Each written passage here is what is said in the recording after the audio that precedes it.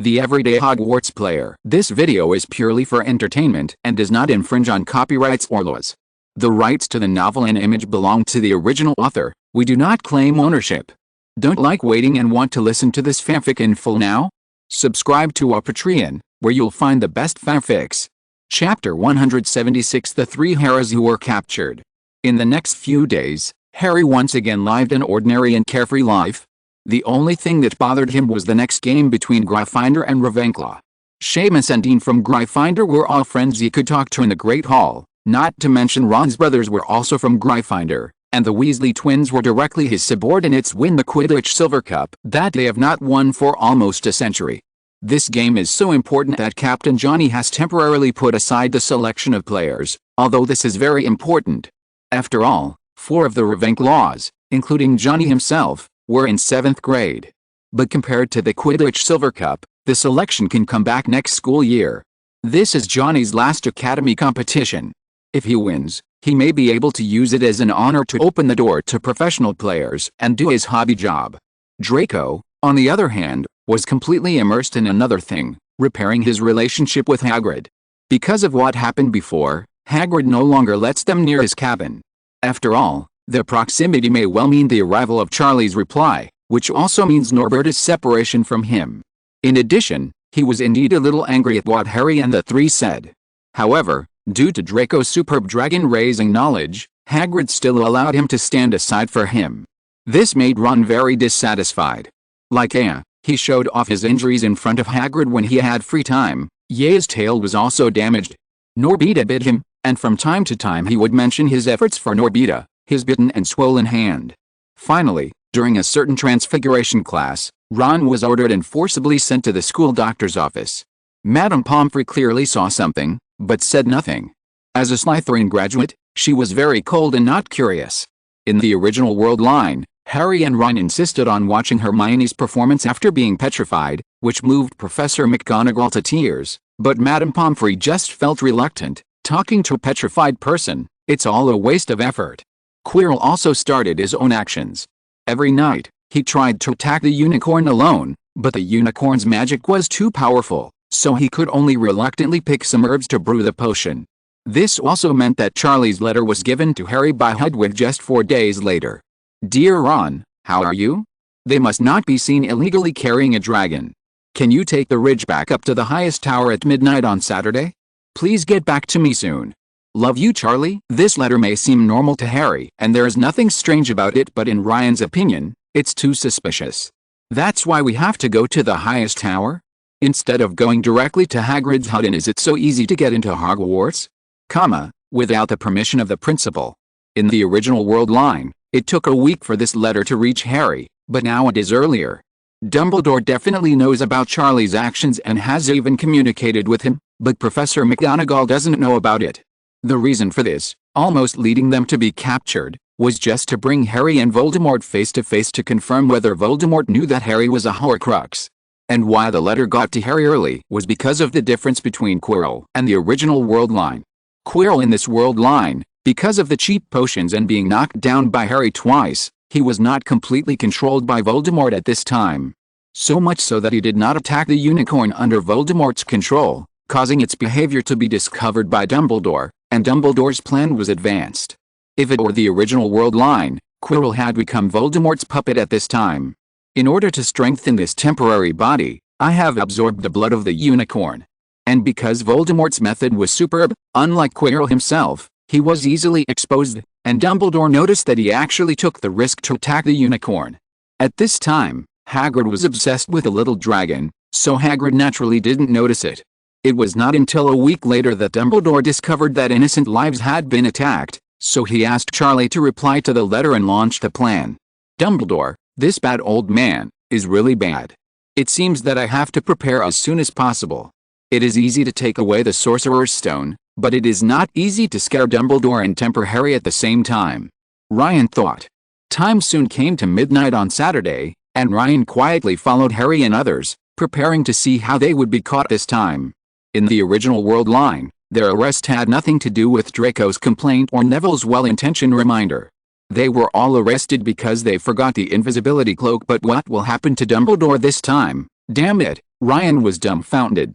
This time, Dumbledore actually ended up directly. Is this okay? Is this your plan? He really doesn't respect martial ethics and bullies several young comrades who are less than second grade, but this is okay. Hogwarts Castle. He said that he had seen a young wizard lingering in the astronomy tower. He had something to do and had to leave Hogwarts for a while. He hoped that Professor McGonagall would just go and have a look. This is nothing, just a snitch, it's not shabby. However, what Ryan didn't expect was that Dumbledore pulled away and returned 3 Harris forget about the invisibility cloak and move forward easily. Go downstairs. That's okay, it's not that our army is weak, it's that the enemy has gunned him. Even if Harry and Draco are very careful now, how could they not be caught if Dumbledore directly reduces the dimensionality and strikes? Good guy. The end result was that the 3 of them ran into Professor McGonagall, who was wearing a plaid dressing gown and a hairnet. Follow me, Professor McGonagall said calmly, but everyone could hear the anger beneath her calm voice. Harry could even feel the disappointed look in Professor McGonagall's eyes, which was more intense than the impact of words. After a long period of calm, they arrived at Professor McGonagall's study on the 2nd floor, where they sat without saying a word. Ron was shaking all over and his ears were red. Astronomy tower. Don't forget it's 1 in the morning. Explain yourself. Speak, Mr. Potter. I thought you were different from your father, or that you were more similar to your mother, but it seems that I was wrong. Professor McGonagall said disappointedly. Still silent, the 3 Harris lowered their heads and stared at their toes. The 3 of you will be put into solitary confinement, and each of you will be deducted 20 points. Professor McGonagall said angrily when they saw that they were silent, snorting heavily from her long pointed nose. Professor. Please, you can't. Harry finally spoke, but couldn't find any excuse to defend himself. You don't need to tell me what I can and can't do, Potter. Okay, you all go to bed. If you don't want to say why, then don't say it and just wait for the confinement later. Professor McGonagall concluded. Road. Chapter 177 Magical Development. This was the first time Harry felt as if he were back at the Dursleys' house again, and Rita's reports had never made him feel that way. How could he be so stupid as to forget the invisibility cloak? It was the Deathly Hallows, his father's relic, and it was just forgotten in the astronomy tower. If it was lost like this, what would he do? Ron was thinking about whether this matter would be known to his parents, and Percy would definitely complain. Draco was the most relaxed, but he was still immersed in the pain of separation from Norberta. In terms of feelings for Norberta, Draco was not inferior to Hagrid, but he was better at controlling his emotions, just like he used to suppress his sympathy for bullies others. This also caused Harry and the other 2 to remain silent on the way back to the bedroom by Filch last night. Harry suddenly came out of his worry about the invisibility cloak and thought about the points deducted, which made him a little envious of Draco. Draco deducted 20 points from their school, while Harry and Ron had 40 points deducted from their school. Even more fortunately, the Slytherin common room was in the basement, so Draco could get rid of Filch in advance and didn't have to endure Filch's strange looks and chattering along the way. When they returned to the dormitory, everyone else had already fallen asleep, and even Harry and Ron's return couldn't wake them up.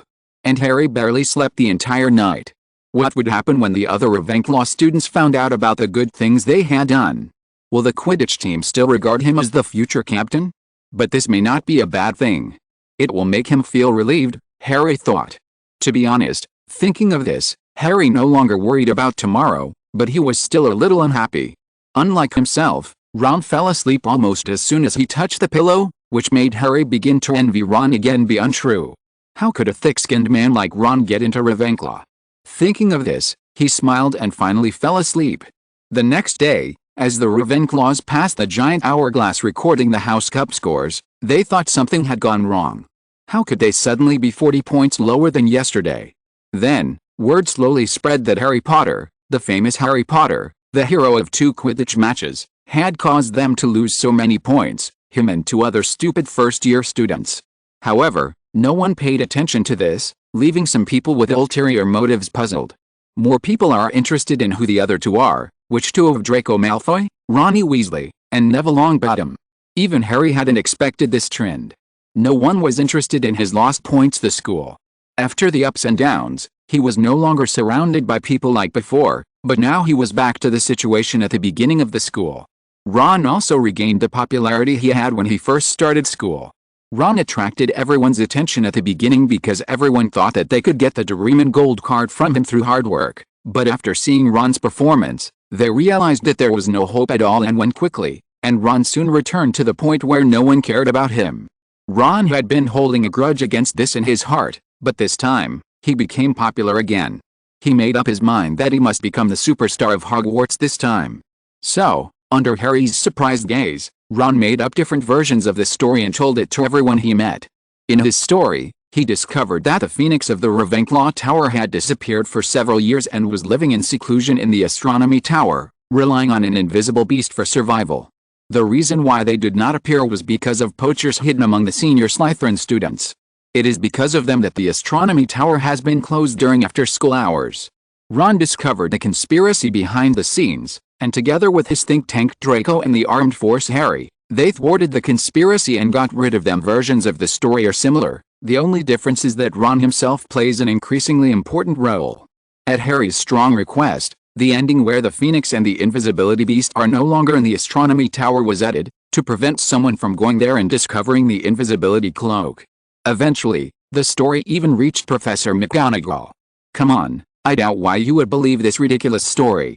Knew I had the habit of staying up late, so he asked me to go check it out. It's nonsense to say that we were reported by the mastermind. Professor McGonagall said this with a cold face in a transfiguration class. But, Professor, do you know why they went to the Astronomy Tower? Asked an unknown badger. They didn't say anything, Professor McGonagall said unhappily. Could it be that Dumbledore wanted to hide the secret of the Phoenix? The headmaster himself has a Phoenix. So he did something that was not in line with his status. This story, just as the class was about to start a quarrel, Professor McGonagall deducted 10 points from Hufflepuff as a warning, and the communication on the matter ended. Not all schools would be interested in a romance between several boys. But if we add a Phoenix or even an invisible beast to this story, it will become something special. Now, Ron's story has become logical and perfect after being spread by various people. Some people even swear that Ron's swollen right hand was injured because of this, and Hagrid's hut was suddenly closed and now Hagrid has a sad face all the time. It's no secret that Hagrid loved magical creatures, and he must have been saddened by the departure of the Phoenix and the Invisible Beast. However, because of this, no one cared about the relationship between Harry and the others anymore. At the same time, there were a few extra students who wanted to break into the Astronomy Tower and get points deducted. Filch had been waiting there with premeditation as soon as the story got out. This made it difficult for Harry to find time to retrieve the invisibility cloak. He could only focus his mind on studying Quidditch for the time being, looking at the Astronomy Tower from time to time. But his behavior of looking at the Astronomy Tower from time to time provided evidence for Ron's story, and Ron got the result he wanted from this story. Rita Skeeter mentioned this prominent incidentally in her latest report, and she used it to criticize the education at Hogwarts, asking why a school would produce hunters of magical creatures.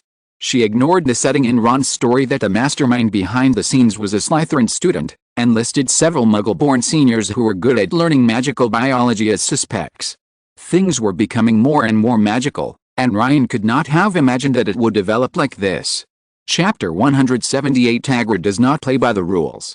The next morning, Harry, Ron, and Draco all received notes at the breakfast table. The 3 notes were identical. Your detention begins tonight at 11. Meet Mr. Filch in the hall. Professor McGonagall. I thought Professor Flitwick or Professor Snape arranged this. Ron complained, poking at the fried eggs on his plate. Professor Flitwick has always been kind and not strict, and Professor Snape has always favored students from his own college, not to mention Harry this time.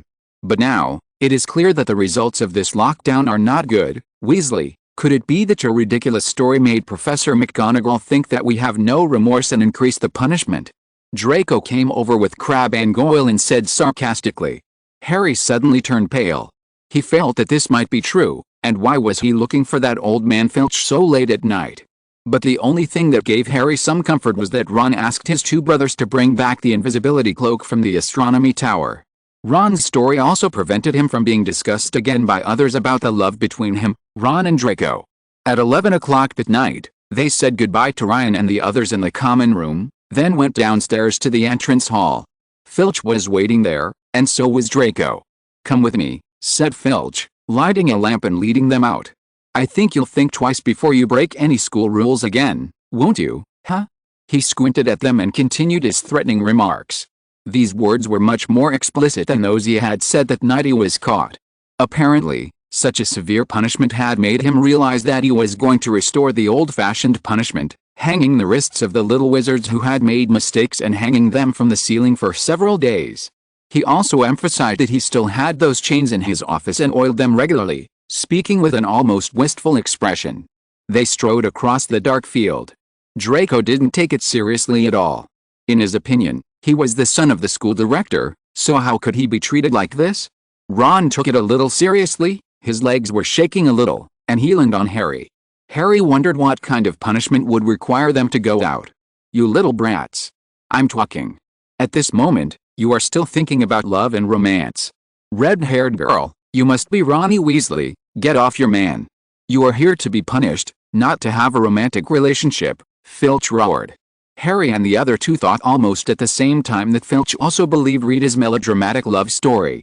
Time passes slowly, especially in this situation. An awkward atmosphere lingered between Harry, Ron and Draco. Harry forgot about his guess about the detention mission, and Ron stopped shaking. Seeing that Ron was no longer leaning on Harry, Filch mistakenly thought that it was his authority that made them be on high alert, so he cleared his throat and led the way with a cheerful pace. The moon was bright, but clouds kept coming in to hide it, plunging them into darkness. Harry could see the lighted windows of Hagrid's hut. Then they heard a shout in the distance. Is that you, Filch? Come on, I'm leaving. It was Hagrid's voice. Harry and the other two immediately showed joy on their faces. It's with Hagrid, this is not confinement.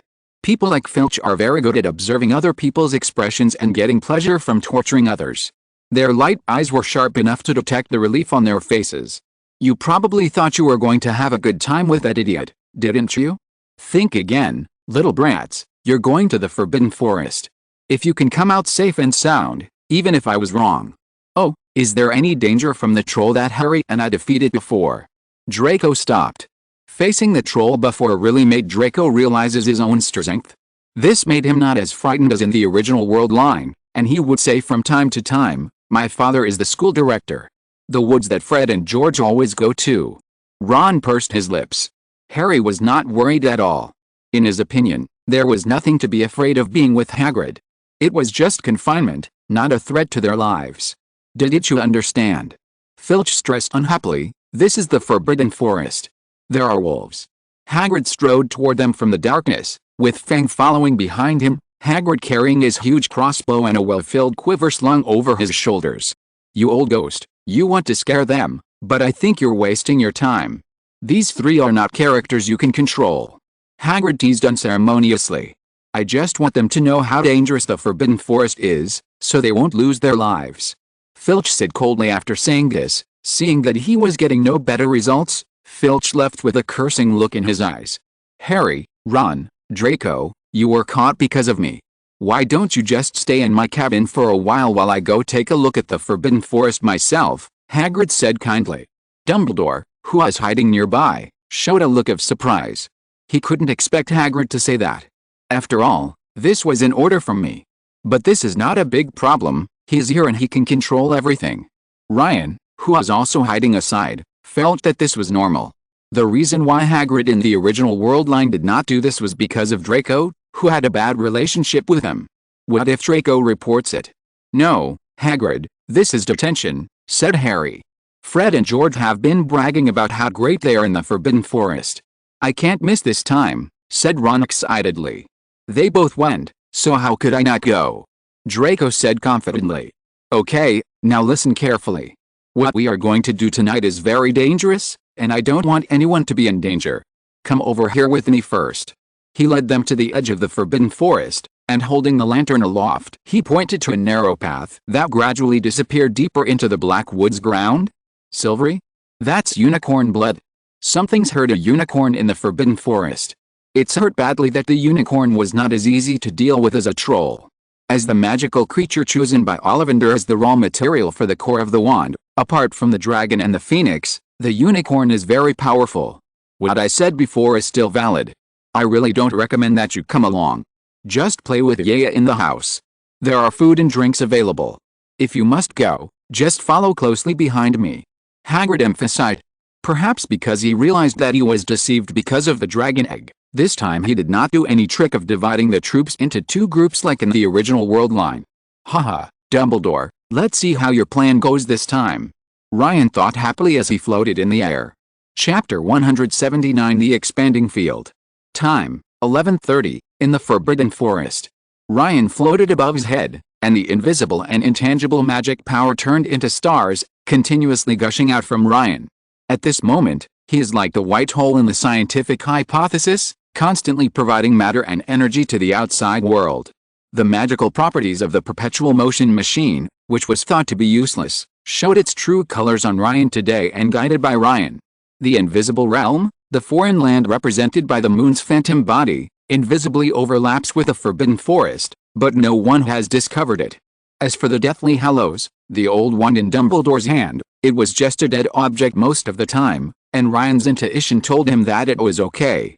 Dumbledore, who was hiding behind Harry and the others, raised his eyebrows unconsciously. Grindelwald's almost futuristic thoughts made him a little uneasy. But Ryan only let his own domain descend, which would not endanger Dumbledore's life. Additionally, the moon's illusion was a level 7 power after all. So Dumbledore was just uneasy, but he immediately turned his attention to Hagrid and the others.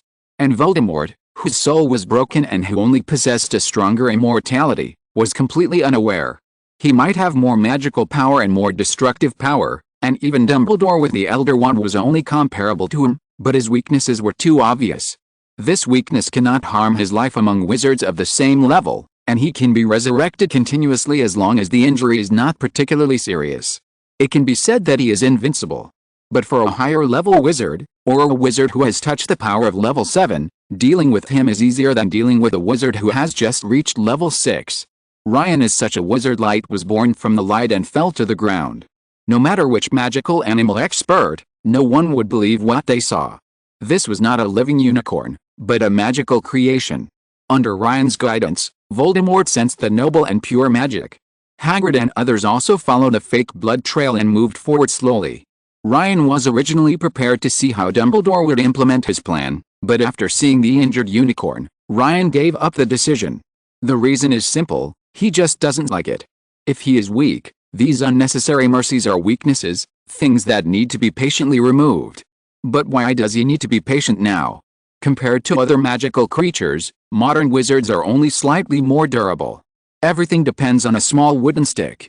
Without it, even the wizards of Agadao in Africa can only perform what can only be called magical tricks through gestures. How did such a wizard gain dominance? At this moment in the Forbidden Forest, Voldemort used Quirrell's body to demonstrate the wizard's true high-end combat skills. The fake unicorn screamed miserably, and its silvery white blood kept falling like a shooting star, but for unknown reasons, most of it returned to the body. The unicorn turned into light that was invisible to the naked eye and kept crashing into the seemingly friar wizard. There is no clairvoyance spell, which can only enhance perception. Even if you can see the unicorn's movement trajectory clearly, your physical body is far from being able to react. Flitwick, who was good at protecting himself with super strong armor, could not hold out for long in the face of such high-frequency attacks. Voldemort did not even use his own dark magic. He could not directly destroy the unicorn's body or pollute its blood. He needed to absorb the unicorn's pure vitality, transfer the curse to Quirrell, and destructively enhance this temporary body cruel. He was like a chef, picking and preparing dishes among magical creatures. There are many with powerful magic, and unicorns are the best among them, but all magical creatures, excluding the phoenix, have two single magic power and are too easy to target. Although the magic power of the phoenix is single, it is single to the extreme, even beyond. The wizard's magic power is the universal key. No matter how strong the lock is, a skilled wizard can transform it into the corresponding key to unlock it or destroy it. From Ryan's perspective, the unicorn's light-transformed body seemed to sink into a quagmire and turn into its original form every time it was about to touch Quirrell, who was possessed by Voldemort. Then the wound on his neck cracked again. And Killua, like a ball in the water, was swaying with the current. No matter how hard the hands under the water fiddled with it, they couldn't touch it from the side. The night bus uses this principle to automatically avoid obstacles around it. For magical creatures with a single magical property, as long as the wizard's attainments are sufficient, they can be dealt with in this way. The Ministry of Magic's classification of the danger levels of magical creatures somehow conforms to this rule. The higher the danger level of the magical creature, the more difficult it is to deal with through such means. Only wizards of Voldemort's level can deal with creatures like thunderbirds, unicorns, and dragons through such means. However, a three-headed dog with 3 heads and mixed magical powers cannot be dealt with in this way. This is also why Voldemort could only find a way to quickly pass the 3-headed dog through Hagrid. 5 minutes passed and the unicorn was still roaring, but it was no longer able to transform into light. At the end, he also raised his head high and used the sharp horns on his head to charge at Voldemort. At this time, Quirrell's body, controlled by Voldemort, seemed to have reached its limit and remained motionless. A light of hope shines in the unicorn's eyes. However, as the spell that was used to return the blood sounded in Quirrell's body, it suddenly stopped. The unicorn fell down, veins bulged all over its body, and silver-white blood gushed into Quirrell's mouth like a fountain, who was standing still on the spot and had already opened his mouth wide. On the other side, Harry and his friends walked for nearly half an hour, going deeper and deeper into the forest. Later, the trees became extremely dense and the path was almost impassable. Blood was thickening on the ground. A tree root was spattered with blood, as if the poor animal had been writhing in agony nearby. Through the tangled branches of an ancient oak tree, a clearing could be seen ahead. "Look," Hagrid whispered, raising his arms to stop Harry and the other two. "It's dead." They had never seen such a beautiful and tragic scene. Its long legs were stretched out unnaturally in the same position in which it had fallen, and its mane was white as pearls spread across the dark fallen leaves. But looking at its beautiful body is a little dry, and most of its blood has been absorbed. As Hagrid took a step toward it, he saw it. The murderer is still there. In their blind spot, a hooded figure was lying on the ground like a wild beast, aiming at the wound on the side of the almost dried corpse and sucking its blood. Thanks to Hanhei Wujiang for the monthly ticket, and other classmates for the recommendation and subscription. Chapter 180 Voldemort. No matter how timid a dog is, it will often muster up courage in the presence of its owner. This is also the reason why a dog relies on the power of its master. But now, this horrifying scene that shocked was so shocking that even Yale couldn't stop himself from retreating. Harry and the other two looked at each other, the half-crippled Voldemort in front of them. The reason why he was able to overwhelmingly defeat the unicorn was because of his superb attainments and the fact that the unicorn relied too much on magic. If it was a dragon, even if his magic power against the dragon was reduced, it would not be so easy for him to face the dragon's powerful body alone. For example, in the original world line, a centaur was allowed to stay out of the spotlight. And Hagrid is undoubtedly the one who can keep Voldemort out of the spotlight. "Harry, what's wrong with you?" Draco couldn't help but shout. Harry in front of him suddenly covered his forehead and trembled all over. It was Dumbledore who strengthened the connection between Harry and Voldemort, and who detected Voldemort's desire to control Quirrell and escape. If it weren't for Dumbledore, the part of Voldemort that had long become the source of Harry's strength would still be active when facing Voldemort, but it would be a different kind of activity. In other words, Harry will be given the buff of Voldemort's special attack at that moment, and this buff will also increase Harry's own intelligence, reaction, and combat level. Even after leaving Voldemort, these bonuses will not disappear completely, but will be slowly absorbed by Harry. As long as Harry faces Voldemort more, fights, and survives, everything about him will improve. Unlike now, when waves of pain shot through Harry's head, as if his scar was suddenly on fire, his vision blurred and he stumbled back. But Voldemort seemed to notice nothing. He stared at his nemesis, turning him into a state worse than a ghost. He turned into a wisp of black smoke and disappeared. Dumbledore couldn't help but curl the corners of his mouth. Tom really couldn't hide his thoughts, or it could be said that Tom's magic path was not good at these things, at least not in front of him. Could not find a chance to activate Harry and Tom's connection, to observe. But in the Forbidden Forest, and with Hagrid being stronger than he thought, Tom would definitely wake up facing Hagrid, unless he didn't want Quirrell's body.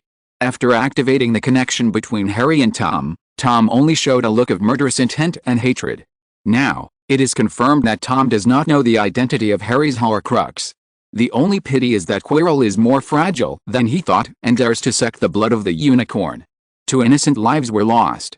One of them was Quirrell, who could not be saved. How could it be possible? Someone actually dares to suck the blood of a unicorn. Hagrid stroked the body of the unicorn in front of him with pity and couldn't help but exclaimed in surprise. "What's wrong with unicorn blood?"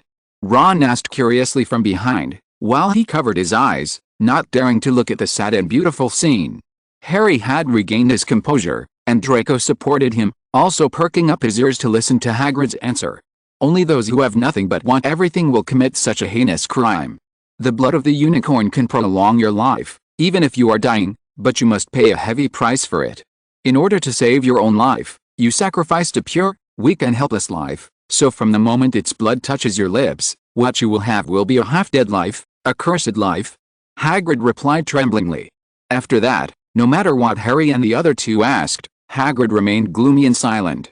Immediately, under Hagrid's call, he dug a small pit and buried this unfortunate life. If you have to be cursed for the rest of your life, you might as well die, right? Ron sighed in a low voice on the way back. And as a wizard, such a powerful wizard, how could he use such a method that harms others and himself to prolong his life? Draco said with a frown. Unless the fellow is just using it to prolong his life so he can drink something else, something that completely restores your strength and spells, something that makes you immortal, the Philosopher's Stone.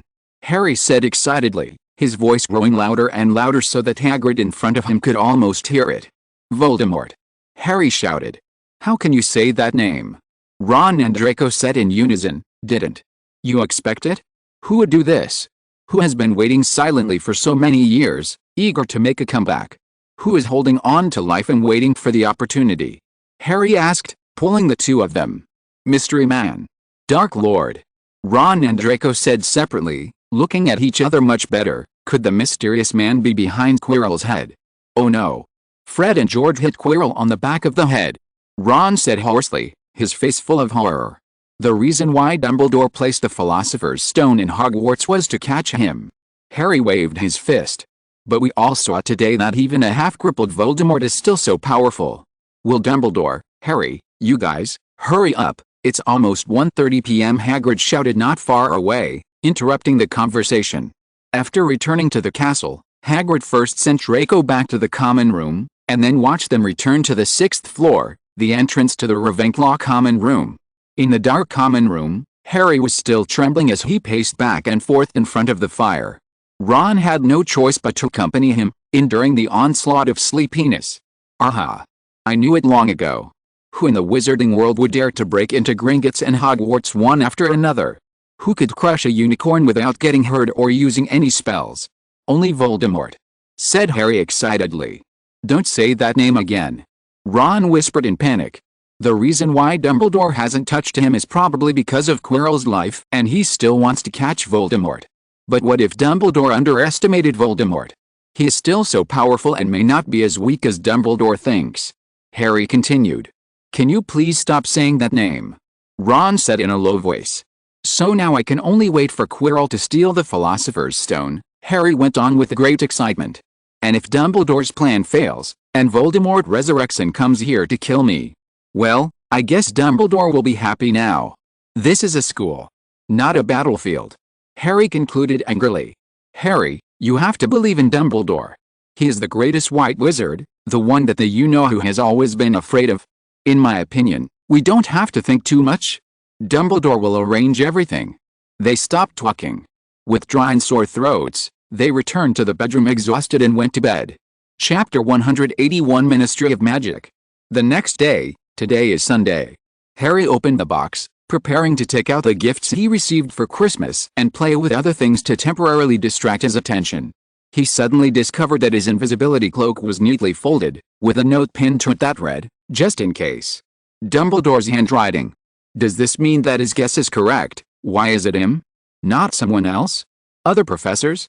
Is it because of his own wonderful magic power that defeated Voldemort? Harry suddenly felt a little chilled.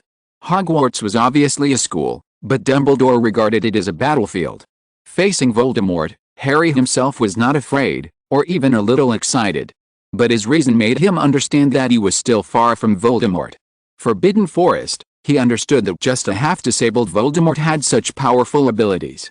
But, is that black-robed wizard really Quirrell? Is there really Voldemort on the back of Quirrell's head? Rather than an ugly tumor created by a curse. However, Dumbledore certainly didn't know that he recognized his handwriting. It was all because of Ryan that Harry knew the extraordinary nature of his invisibility cloak, and it was always with Dumbledore. After receiving the invisibility cloak, a relic from my father, at Christmas, there is no need to say who wrote the note. Both notes were written by the same person. Recently, there was another very strange thing. For some reason, Harry couldn't see Ryan's figure. A feeling as if his heart was being pricked came to his mind unknowingly. Ryan was not going to get the Sorcerer's Stone. If he got it, would he still go to school at Hogwarts, the Resurrection Stone himself? Is it still possible to get it? This incident attracted his attention so tightly that he didn't even care about the possibility that Voldemort was behind Quirrell's head and took away the Philosopher's Stone. This made Ron and Draco, who had been preparing to persuade Harry not to worry about the Philosopher's Stone and Voldemort, feels very strange.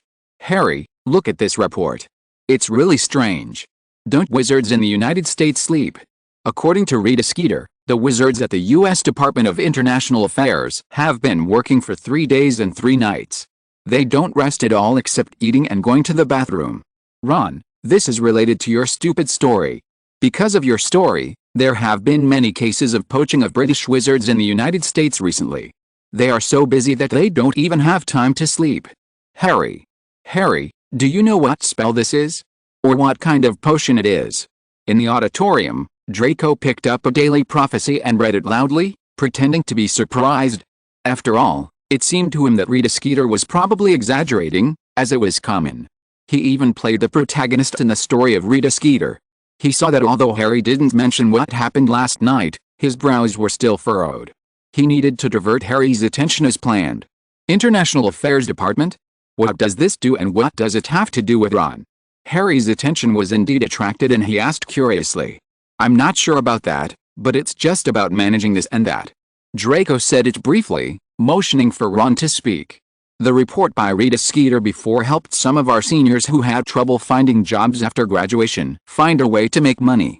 It is smuggling magical creatures from other countries back to the country for sale. Our British Ministry of Magic has no relevant laws, which stipulates that this is illegal. As long as you pay the tax, no one will care about it. Ron continued. Pay taxes? As far as I know, the Ministry of Magic has the following departments. Body Department of Magical Accidents and Disasters, Reversal of Accidental Magical Events Team, Memory Cancellation Command, Muggle Mediation Committee, Invisibility Task Force, Muggle Liaison Office, Department for the Regulation and Control of Magical Creatures, Office of Beasts, Office of Strange Things, Office of Ghosts, Goblin Liaison Office, Centaur Liaison Office, Pest Information Office, Misinformation Office, Department of International Magical Cooperation, International Magical Trade Standards Association, International Magical Law Office, International Confederation of Wizards, UK Chapter. I don't know. Like his name, no one knows. But Ryan knows that it includes the Hall of Brains, the Hall of Space, the Hall of Death, the Hall of Time, the Hall of Prophecy and the department that studies the power of love. Hall of Love. There are other departments, Experimental Spells Committee, Magical Maintenance and Maintenance Department, Ministry of Magic Public Information Department, Wizarding Examination Authority, Ministry of Magic Investigation Committee. Percy said from the side. He mistakenly thought that his younger brother was as interested in the Ministry of Magic as he was, and patiently introduced Harry and the three of them in detail. Ron, you have really grown up. Percy gave a rare look of kindness, giving Ron the feeling that his mother, Molly Weasley, was looking at him. But this also made him embarrassed to explain that he was actually not interested, so he had to let Percy finish. Harry and Draco were also stunned. If it comes to paying taxes, I know. Susan Burns of Hufflepuff came over with her twin ponytails. As the niece of Amelia Burns, the director of the Department of Legal Enforcement, she said this is very understandable. Percy, who was about to question, was inadvertently revealed Susan's identity by Anthony beside him. He immediately stood in awe and listened patiently. Just like gold galleons and other currencies are controlled by goblins, so they are taxes. It is determined by an ancient contract. Every time you earn money, tax will be automatically deducted and transferred to the account of the Ministry of Magic. This account cannot be controlled even by the Minister of Magic. The salary payment and daily maintenance of the Ministry of Magic are all paid out of it. This is why more people like cash transactions. After Susan finished speaking, she returned to the Hufflepuff table with a blushing face.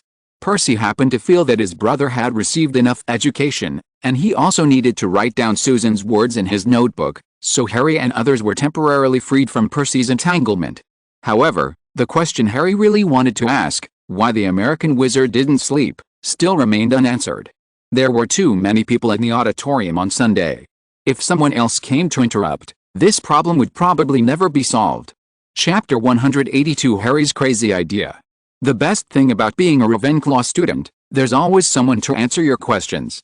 As long as you ask a question openly on the blackboard or in the lounge, there will always be a little eagle who is interested in answering the question and can even tell you the book it comes from. But today, Harry didn't want to go back to the common room.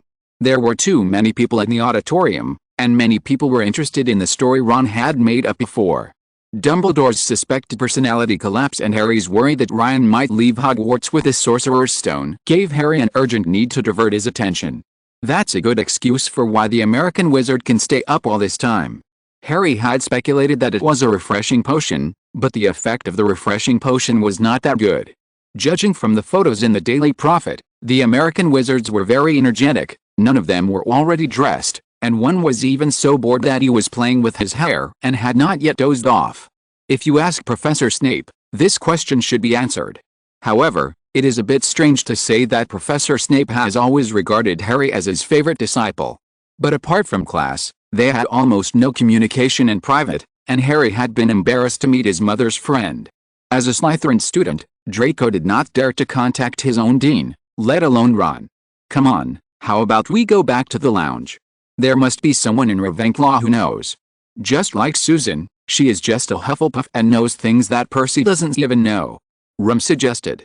Hagrid. We can go find an adult wizard. He might know. Harry said excitedly. Hagrid and potions. Draco looked unbelieving. Although Draco now regards Hagrid as his friend, it's not that Draco looks down on him, but Hagrid doesn't look like a reading wizard. Furthermore, he had dropped out of school and believed that Hagrid would understand if magical creatures were mentioned. We can also find out what Hagrid said to Professor Dumbledore about last night. Harry suddenly thought of this. Yes, even the unicorn and the black-robed wizard were easily dealt with. We need to let Dumbledore know about his danger. Draco also suggested. Although he didn't want Harry to think of Voldemort again, it was indeed necessary, not surprising that he has such power. He may have mastered the unknown weaknesses of unicorns. Ron said on the way to Hagrid's hut. Ron, you are probably right. The back of Quirrell's head really could be Voldemort. This morning, I found a note left by Dumbledore on top of the invisibility cloak. It said, just in case. That wizard is so dangerous, why did he leave a message for me? I'm not boasting, I may really have the magic power to fight against Voldemort. I defeated him when I was just a baby, and now I'm a wizard. Harry hesitated again and told what happened this morning and his own idea. Harry. You're crazy. There's a mysterious person on the back of Quirrell's head. It's just nonsense I said yesterday. Ron stopped with a look of horror on his face. Yes, Harry, that just in case may be for us to tell Professor McGonagall or Professor Snape at the critical moment. Hagrid said before that we know about the 4th floor. I also know that the person who coveted the Philosopher's Stone has already passed the 1st level. Draco said hurriedly. No, that probably means letting me go. At the time, I thought it was Snape, but now I know it was Voldemort, and only Voldemort would touch my scar, you know, it was left by Voldemort. Against the dark arts classes, the power contained in my body, which was obviously not magic, was touched by Quirrell. Ron, you are right, Voldemort is on the back of Quirrell's head. Harry said decisively, and both Ron and Draco showed worried expressions. During the quarrel, the three of them had arrived at Hagrid's hut unknowingly. This time, Yea had already returned to the house, and before Harry could knock on the door, Yea came up to him. Children, are you okay? I don't understand why Professor Dumbledore arranged this confinement. Harry said excitedly. Hagrid, we want to ask if there's anything that can keep wizards awake. Draco asked quickly. He was afraid that Harry would say something outrageous, and also wanted Harry to stop thinking about those crazy things for the time being. It's over. Oh, it's the Daily Prophet. There have been a lot of strange creatures coming to Diagon Alley recently, but it's a pity that none of you have heard of it. Hagrid woke up and said, except for Newt, I am afraid that only me and the Care of Magical Creatures class in the entire Hogwarts have this problem. Professor Celticburn. This has nothing to do with potions. Ron asked in surprise, which made him not notice the robe that was already soaked in Yaya's saliva. This has something to do with the horned beast. The head of the horned beast is like a frog, with horns, fangs and bright red eyes, and its body is similar to a big dog. It's an amazing creature that lives primarily in Wisconsin, North America. It feeds on the moon-crazy beast. Its horns are ground into powder and taken. It can make people not affected by alcohol and can stay awake for 7 days and nights. Besides, there are no side effects at all. This is why American wizards often work overtime. Hagrid stood up and said while gesticulating, "Eat the moon-crazed beast." "Fortunately, we don't have the horned beast here," Ron said coldly, "but the wizards in the United States will not use the moon-crazed beast too. Don't worry, the horned beast just likes to eat the moon-crazed beast. He doesn't have to eat it." Hagrid explained hurriedly. "What is a moon-crazy beast?" Draco looked confused. He was only good at dragons and some evil spells. A very cute magical creature that only comes out of its cave and dances at night when the moon is full. Ron explained. Harry on the side was still immersed in his own world. "Aha! Did you just hear that it was Dumbledore who specially arranged this confinement? He must have wanted me to defeat Voldemort and save the unicorn," Harry said excitedly after leaving Hagrid's hut. "You're crazy, Harry. With Dumbledore here, you'd better not think about this for the time being," Ron and Draco said in unison, ending the topic. If you're listening to this novel on a channel other than Fanfic World, it means they downloaded and uploaded it without effort. We cordially invite you to visit our channel, Mundo Fanfic Novelis. There you'll find the original version of this story and you can explore many other novels of various genres. We're waiting for you to immerse yourself in a world of incredible novels. Chapter 183 Precognitive Dream. It's almost April now. Since the last conversation, every time Harry mentioned Voldemort, Draco and Ron would pretend not to hear and refuse to communicate. The weather gradually became sultry, but under Harry's inquiries from time to time, Louis was still alive and well behind the locked door. The only thing that has changed is that Quirrell's complexion has gotten better and better since Harry and the others were detained last time. This made Draco and Ron wonder whether Harry's statement was correct. But on April 4th, which is the weekend of next week, Easter will come soon. The joy of the approaching holiday made them no longer care. After all, Dumbledore is responsible for everything. Ron, who was born into a family of die-hard Dumbledore fans, and Draco, a second-generation Death Eater, both believed that everything was in Dumbledore's hands. No, in the past 2 months, Quirrell's complexion has only gotten better, but everything else has remained unchanged. And our protagonist Ryan is also immersed in the happy atmosphere of the approaching holiday. He disappears almost every day when he has time, communicating with Penelope and Kate about how to play Easter.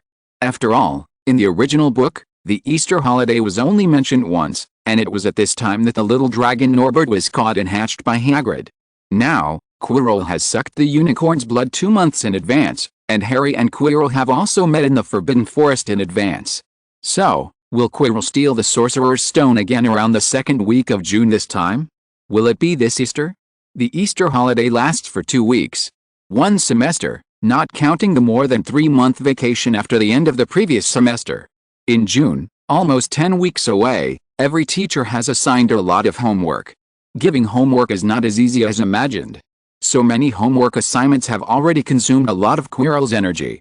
In addition, Ryan doesn't want his vacation to be ruined because of Quirrell. Quirrell's holiday I can only settle down. Under Ryan's influence, even if Quirrell really wanted to steal the Philosopher's Stone during the Easter holiday, he would still subconsciously reject the idea and change the time. Dumbledore will also avoid leaving school during this period. After all, Quirrell is already hopeless, but before consuming all his remaining value, homework assignments before the holidays and corrections after the holidays, Quirrell can't be finished so quickly. In this way, under the arrangements of Ryan and Dumbledore, Easter began, without Voldemort causing trouble. But this 2-week vacation, perhaps only Ryan, Penelope, and Kate had a good time. Almost all teachers invariably assigned a large amount of homework. Even if they were written randomly, it would take at least 3 hours a day, so that they could be completed at the end of the vacation without interruption. What's more, you can't just write it randomly, you have to check the information. If it weren't for Ryan's physique and thinking, he would have been able to speed up his homework with magic. So, Why not let Quirrell steal the Philosopher's Stone during the Easter vacation? If he fails, he will have one less homework to hand in. Other students, including Ravenclaws, were overwhelmed by what could be called heavy homework. What Harry, Ron and the others thought would be a fun vacation turned into a learning hell. Harry didn't have time to think about the Philosopher's Stone anymore. Now he only spends his days thinking about the 12 uses of dragon's blood, or practicing the movements of his wand. He even wanted Quirrell to cause trouble, so that he wouldn't have to do his homework. Finally, with 3 or 4 days left before the end of Easter, Harry was almost done with his homework. This time, except for Hermione, almost all the other first-year students borrowed from each other. He seemed to have forgotten one person, Ryan. Harry has never seen Ryan in the homework crowd this time. Coupled with his magic power that is usually not noticed by anyone, maybe he has stolen the Sorcerer's Stone and no one has noticed it. For some reason, I felt a little lucky. Even if the Philosopher's Stone was taken away by Ryan, he would not leave Hogwarts due to Ryan's unnoticed characteristics. Then, with the Resurrection Stone behind, Harry still has hope. If Ryan really disappears, he must have gone to Atlantis, and then Harry only needs to go to the Horror Tour travel agency at 59 Diagon Alley. He could go through there, go to Atlantis, and find Ryan. It was a dilapidated room, and Harry didn't care about the other facilities in it. A huge, monstrous dog occupied Harry's full attention. The dog was so big that it filled every space from ceiling to floor. It had 3 heads, 3 pairs of dripping, vicious eyes, 3 noses, all twitching and trembling downwards, and 3 drooling mouths, with saliva like sticky ropes flowing from the yellow the dog's teeth were hanging off. Someone is there. But he stood there motionless, all 6 eyes staring, and his whole body was trembling. Sleep. A strange and cold voice sounded. The huge 3-headed dog, which was as big as a hill, was like melted butter. It sat slumped on the spot, and its 3 pairs of ferocious eyes also lost their luster and closed their eyes. Then, Harry looked towards the place where there should be someone. Those were a pair of silvery white eyes, as cold as a god. He was looking at me. The sound of heavy breathing kept coming from Harry's mouth. Was what just now a dream? Watch your saliva. Out. You two. In the library, Mrs. Pants waved a feathered duster at the 3 Harrys.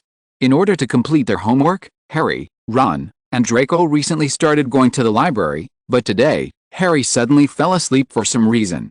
Harry, you must be crazy. You have so much homework lately. Ron said after listening to Harry describing his dream.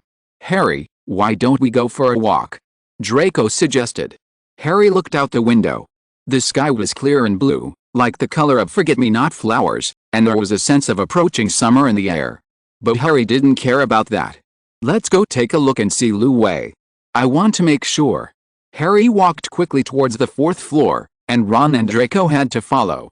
Ryan emerged from behind them, and just now he felt that someone was looking at him. After thinking, he even discovered that this came from Harry Potter. Then, he heard this wonderful story. This should be the story that he went to get the magic stone soon, but it hasn't happened yet. Could it be that when he absorbed Harry's love spell, part of his own characteristics were also absorbed by Harry? After all, Harry Potter never had a 3rd eye. Everything that just happened was a precognitive dream, and it was clear and clear. Chapter 184 Confirmation. The 4th floor of Hogwarts is a restricted area. Ever since Hagrid suggested to Dumbledore last time that the surrounding management should be strengthened to prevent Harry and his friends from trying to break in, Filch began to pass by here from time to time. At the end of Easter, most students had finished their homework. The reason why Harry and his classmates finished it today was because Ron and his classmates dragged him out to play a few days before the holiday at the library. Now, the weather is fine and sunny, and there are very few students staying in the castle. Harry hid in the corner of the 5th floor, looking towards the 4th floor from time to time. Harry, forget it, it's just a dream. Ron whispered from behind. Harry, if you must, what are you prepared for? Draco said, also hiding behind. Then Harry pulled out the flute that Hagrid had given him for Christmas. Harry had been carrying it with him since their journey in the Forbidden Forest. Harry. You weren't prepared to break into the restricted area. Harry, in my opinion, your dream is most likely caused by your mentality. I suggest you give it more thought. Ron and Draco whispered. Don't worry, I'm just taking a look. I'll leave after I confirm what Lu Wei looks like. Harry turned his head and comforted him. Suddenly, Someone grabbed Harry's neck from behind.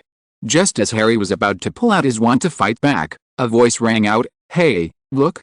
Who's this? Isn't this the nemesis of the poltergeist, our Phoenix Guardian and the bad boy of the Malfoy family? It's Fred and George. Damn it. Can you two stop calling me that?" Ron said with red ears. "I have a name," Draco said unhappily, with a droopy face. Combined with his light blonde hair, his head looked like a lemon to talk. "You want to go to the restricted area on the 4th floor, right? Why didn't you call us when there's such an interesting thing to do?" Fred and George said in a low voice. "We're not playing a prank. We have serious things to do," Ron said angrily. Even though he was taller than the twins, anyone could tell that he was the younger brother. Okay. Our dear little brothers, do you have any serious matters that we can help you with?" Fred and George said in unison and let go of Harry at the same time. "Can you help me distract Filch?" Harry requested. "Well, who says you're Harry, owner of the Weasley sweater? If Mom knew we ignored your request, she'll definitely blame us."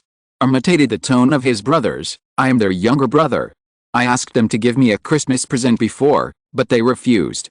After Fred and George disappeared, Harry kept looking towards the 4th floor seriously, while Ron complained. "Harry, why don't we go back to the common room and get the invisibility cloak? This way we don't have to wait," Ron complained. Then his IQ regained the upper hand and said, "If you had told me earlier, I would." Harry turned his head and complained, then he held his breath in the middle of his words. "When you encounter an emergency, or simply see a dangerous event on video that requires your full attention, you will find that you almost forget to breathe." The same was true for Harry and the other two disgusting, hissing slugs, frog brains, rat intestines. "I've had enough. I have to kill a chicken to scare the monkeys. It's Easter," Filch muttered angrily and disappeared into the corridor on the 4th floor. "Hurry up. Time is urgent," Harry shouted. Fortunately, perhaps because of the unknown prank that Fred and George had played, there was no one on the 4th floor or the surrounding area, not just Filch. A few seconds later, they arrived outside the corridor on the 4th floor. At the end of the corridor, a chained wooden door appeared in front of Harry and others. "Why don't we just lie on the door and take a look through the crack?" Ron backed out when he saw that the door was locked. "This is a restricted area where the Philosopher's Stone is hidden."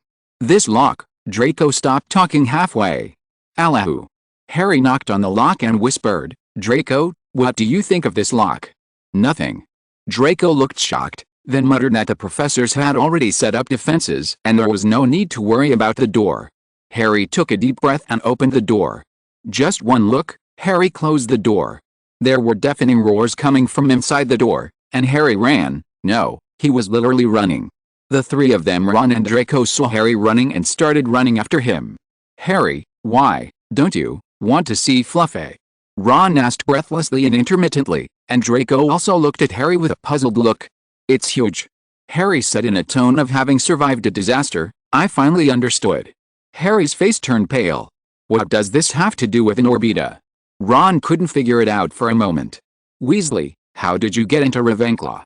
"It's obvious, Lou Williams is too big, and Norberta is just a little kid compared to him."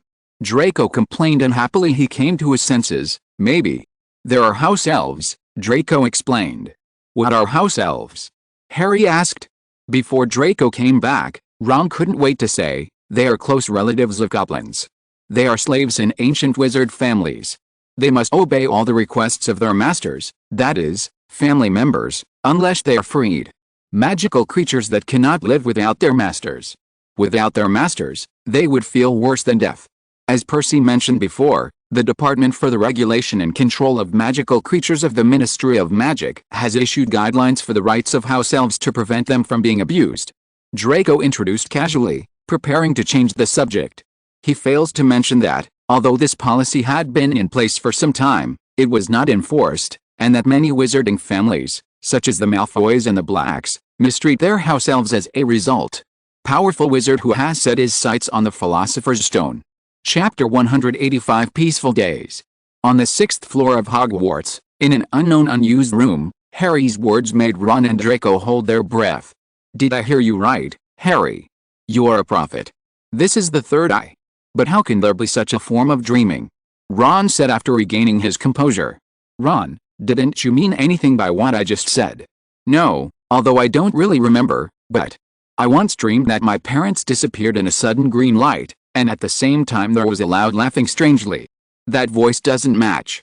Harry thought for a moment and replied, although I don't want to mention it, the appearance of the Dark Devil, the mysterious man, is not what Harry described. My father once said that at the time of my grandfather's voice, Voldemort still looked very handsome, but later his face seemed to have been burned, and his facial features were blurred, like wax, and twisted weirdly. The whites of his eyes are different from those of ordinary people.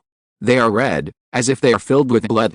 Draco hesitated for a long time before saying this. So, who is that person? Where did such a powerful wizard come from? Ron said, touching his chin. Some wizards are born with differences, such as a relative I cannot mention. She can freely change her appearance and hair color. The wizard Harry predicted might just have a different voice. Lu Wei's weakness is music. Could it be that the wizard's voice sounds like music to Lu Wei? Is it possible? What kind of magic did he cast before he spoke? Harry, you just didn't predict the scene before. Draco became more and more excited as he spoke. I knew that maybe the Forbidden Forest was suspected to be the Dark Lord before. The wizard is only very good at dealing with unicorns. He's not the Dark Lord at all. If they are really that strong, why don't they stand up and recruit troops instead of hiding behind like a mouse? This is why Dumbledore left a message for you, Harry. Maybe this is a test. Various clues point to the Dark Lord, but in the end he turns out to be a crappy adult wizard. Draco finished speaking in one breath, looking at him with pride. To Harry and Ron, as if expecting their approval. No, that wizard makes me feel very powerful. He can even see me through dreams. Harry said worriedly. Harry, maybe you are just too stressed. Although I hate Malfoy, I have to say that he is very smart. Maybe you really think too much? Ron comforted. Everything seemed to be as Ron and the others said. As the days passed, Harry discovered that neither Quirrell's sudden disappearance nor the expected hint given by Dumbledore happened. Everything Harry experienced before was just like a dream. In addition, with the usual hard Quidditch training, to be honest, Harry couldn't care less about the worries in his heart. He had actually thought whether the wizard with silver-white eyes was Ryan. It was not difficult for a wizard of Ryan's level to change his appearance. But his instinct told him that it was not Ryan, but a wizard he had never seen before. What Harry didn't know was that his intuition was wrong because Ryan was using another identity time. When he injected his seed into Harry Potter, the two Peverells were so close, creating a wonderful, now magical reactions from areas that are still unexplored. His seed, the ability at that time was to connect the spell in Harry's body, realize it, and learn it. Harry Potter already has magical vision and powerful wizard intuition when fighting. It is normal for his intuition to expand. Furthermore, he could only predict this once, and this prediction was just the remnant of Ryan's magic power. The time soon came to June. The final exams were held in the first week of June, and the exam results and the final Quidditch match were held in the second week of June. To be honest, Ryan was also surprised that Quirrell had sucked the ability Unicorn's blood 2 months earlier, but the time he was planning to steal the Sorcerer's Stone remained the same.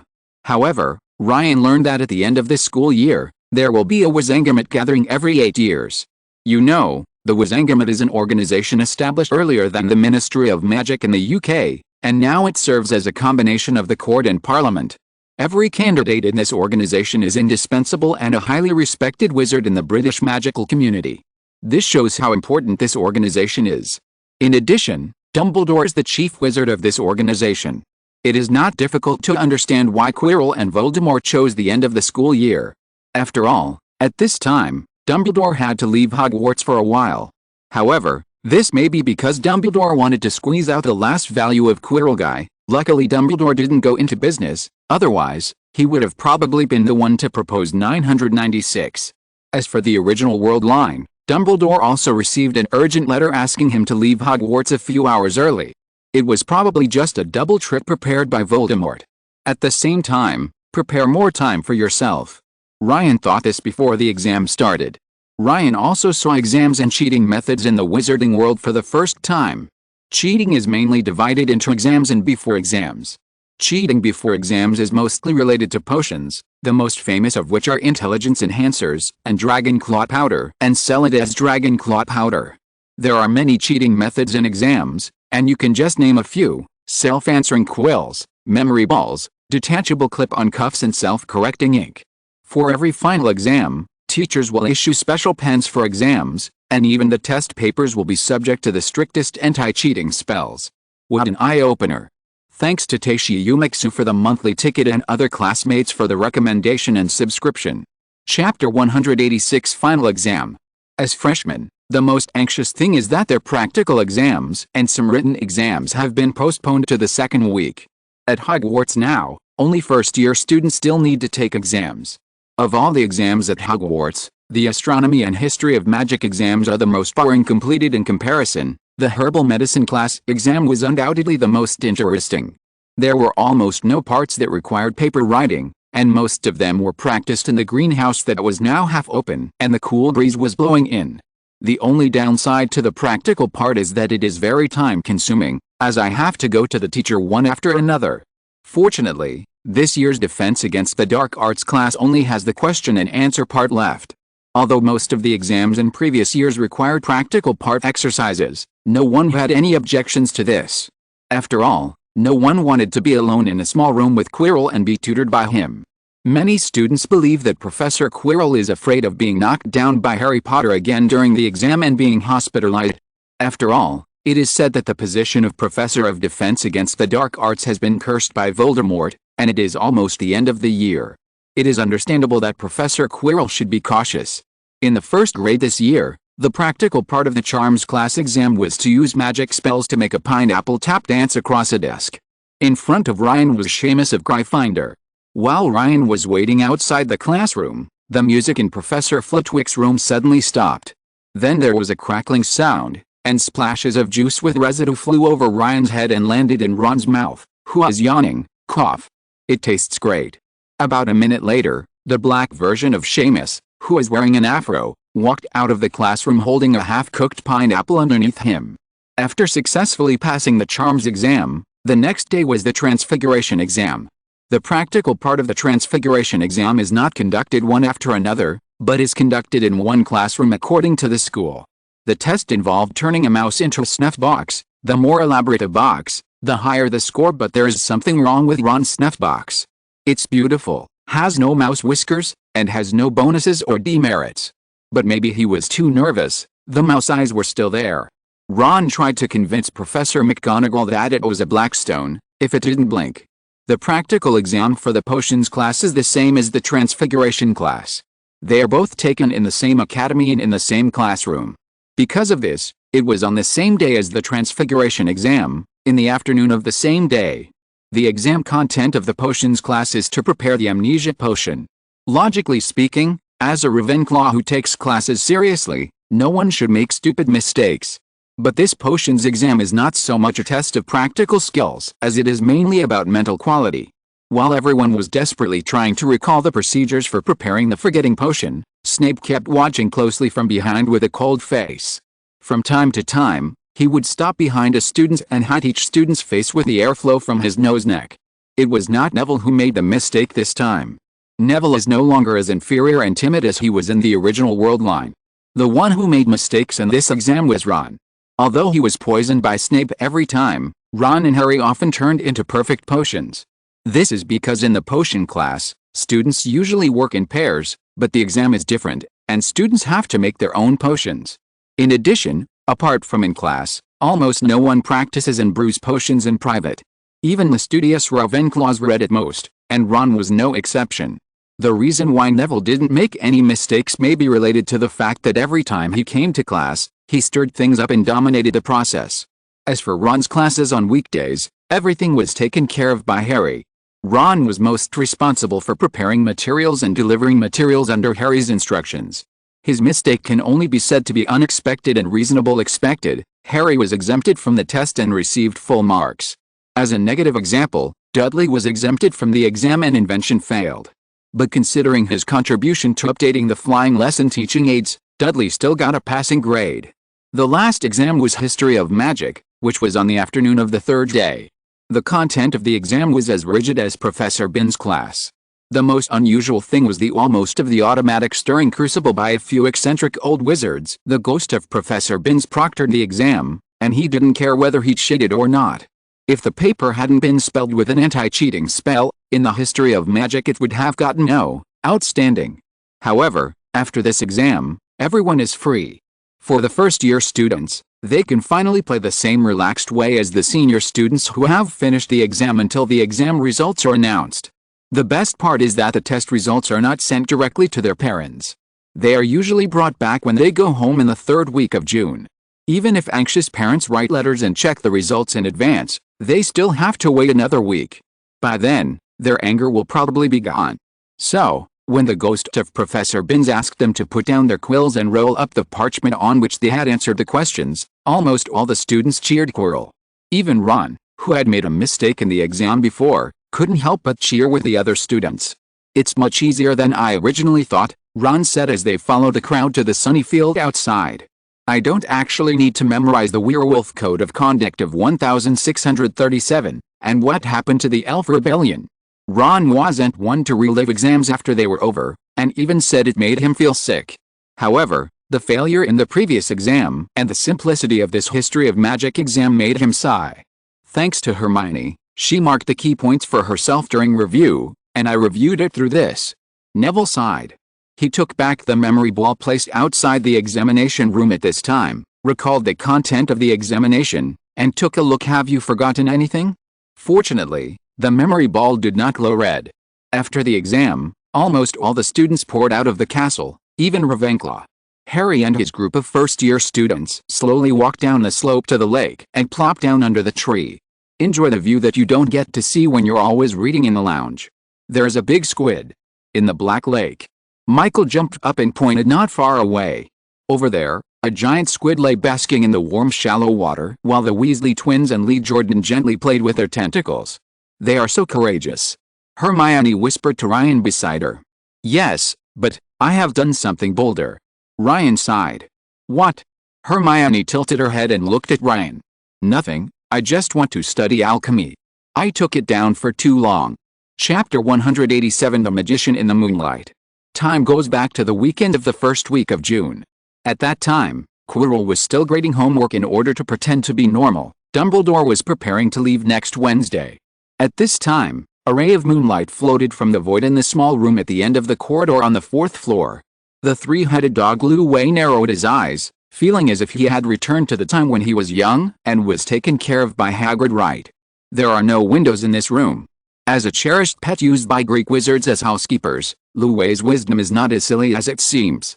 Just as it was trying to sniff out whether there was an invisible thief around, a cold voice sounded, and it lost consciousness. Along with the moonlight appeared a young man wearing a white dress, wearing a monocular eye, and holding a staff of civilization. "It's like he was born with that moonlight and has been standing here since eternity." If any time travelers saw this scene, they would definitely be able to exclaim, "K-Tau Kid." From the appearance, he should be from Asia, with black hair and skin as bright as jade, and with his appearance, the entire cabin seemed to be filled with moonlight. With an enigmatic smile, this young man used his white-gloved right hand to strike straight down to the ground with his civilized stick. The three-headed dog Lu Wei, who fainted on the spot, floated up out of thin air, and then the trapdoor under the three-headed dog opened automatically, revealing a dark passage with no ladder. He is like a magician performing on stage? No. If people in the 21st century are watching, it is more like he is conducting a live broadcast. I won't introduce myself first. Walzit was illuminated by the accompanying moonlight at this moment, and all the vines shrank into the corner like a group of moving snakes. "Oh, is this the Devil's Net? I've never seen it on the moon. But it's so gentle. Any wizard can create light in a dark environment. The Devil's Net that is afraid of sunlight cannot harm any wizard at all, it even acts as a cushion," he muttered to himself as he walked down the invisible stairs. The devil in the corner. A section of vines from the net automatically broke and fell off, then flew towards the right hand of the young man who was already standing at the bottom of the room. As an excellent magician, don't forget to restore the place where the crime was committed. He looked at it, and then he threw it on the ground and followed him to the next room. The broken vine crawled back to its original place like a small snake. It seems as if it has never been broken or left. If Professor Sprout, who deployed this defense line, saw it, He would definitely be surprised. The devil's net will not heal automatically. The only access to this room, apart from the trapdoor that was now just a patch of light, was a stone corridor. Oh, it seems that the final destination is to go down. The mysterious young man took steps and walked down. It is indeed Britain, damp and cold. Again, and the three-headed dog also woke up, but he didn't remember anything. Under some mysterious magic, everything was restored to its original state. Even if Dumbledore came to check in person, he would not find any trace of intrusion. At the end of the corridor, there is a brightly lit room with a high vaulted ceiling.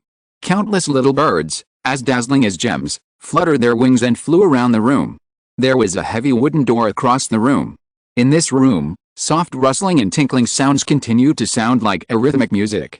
An interesting bird, with a childlike mind and full of imagination.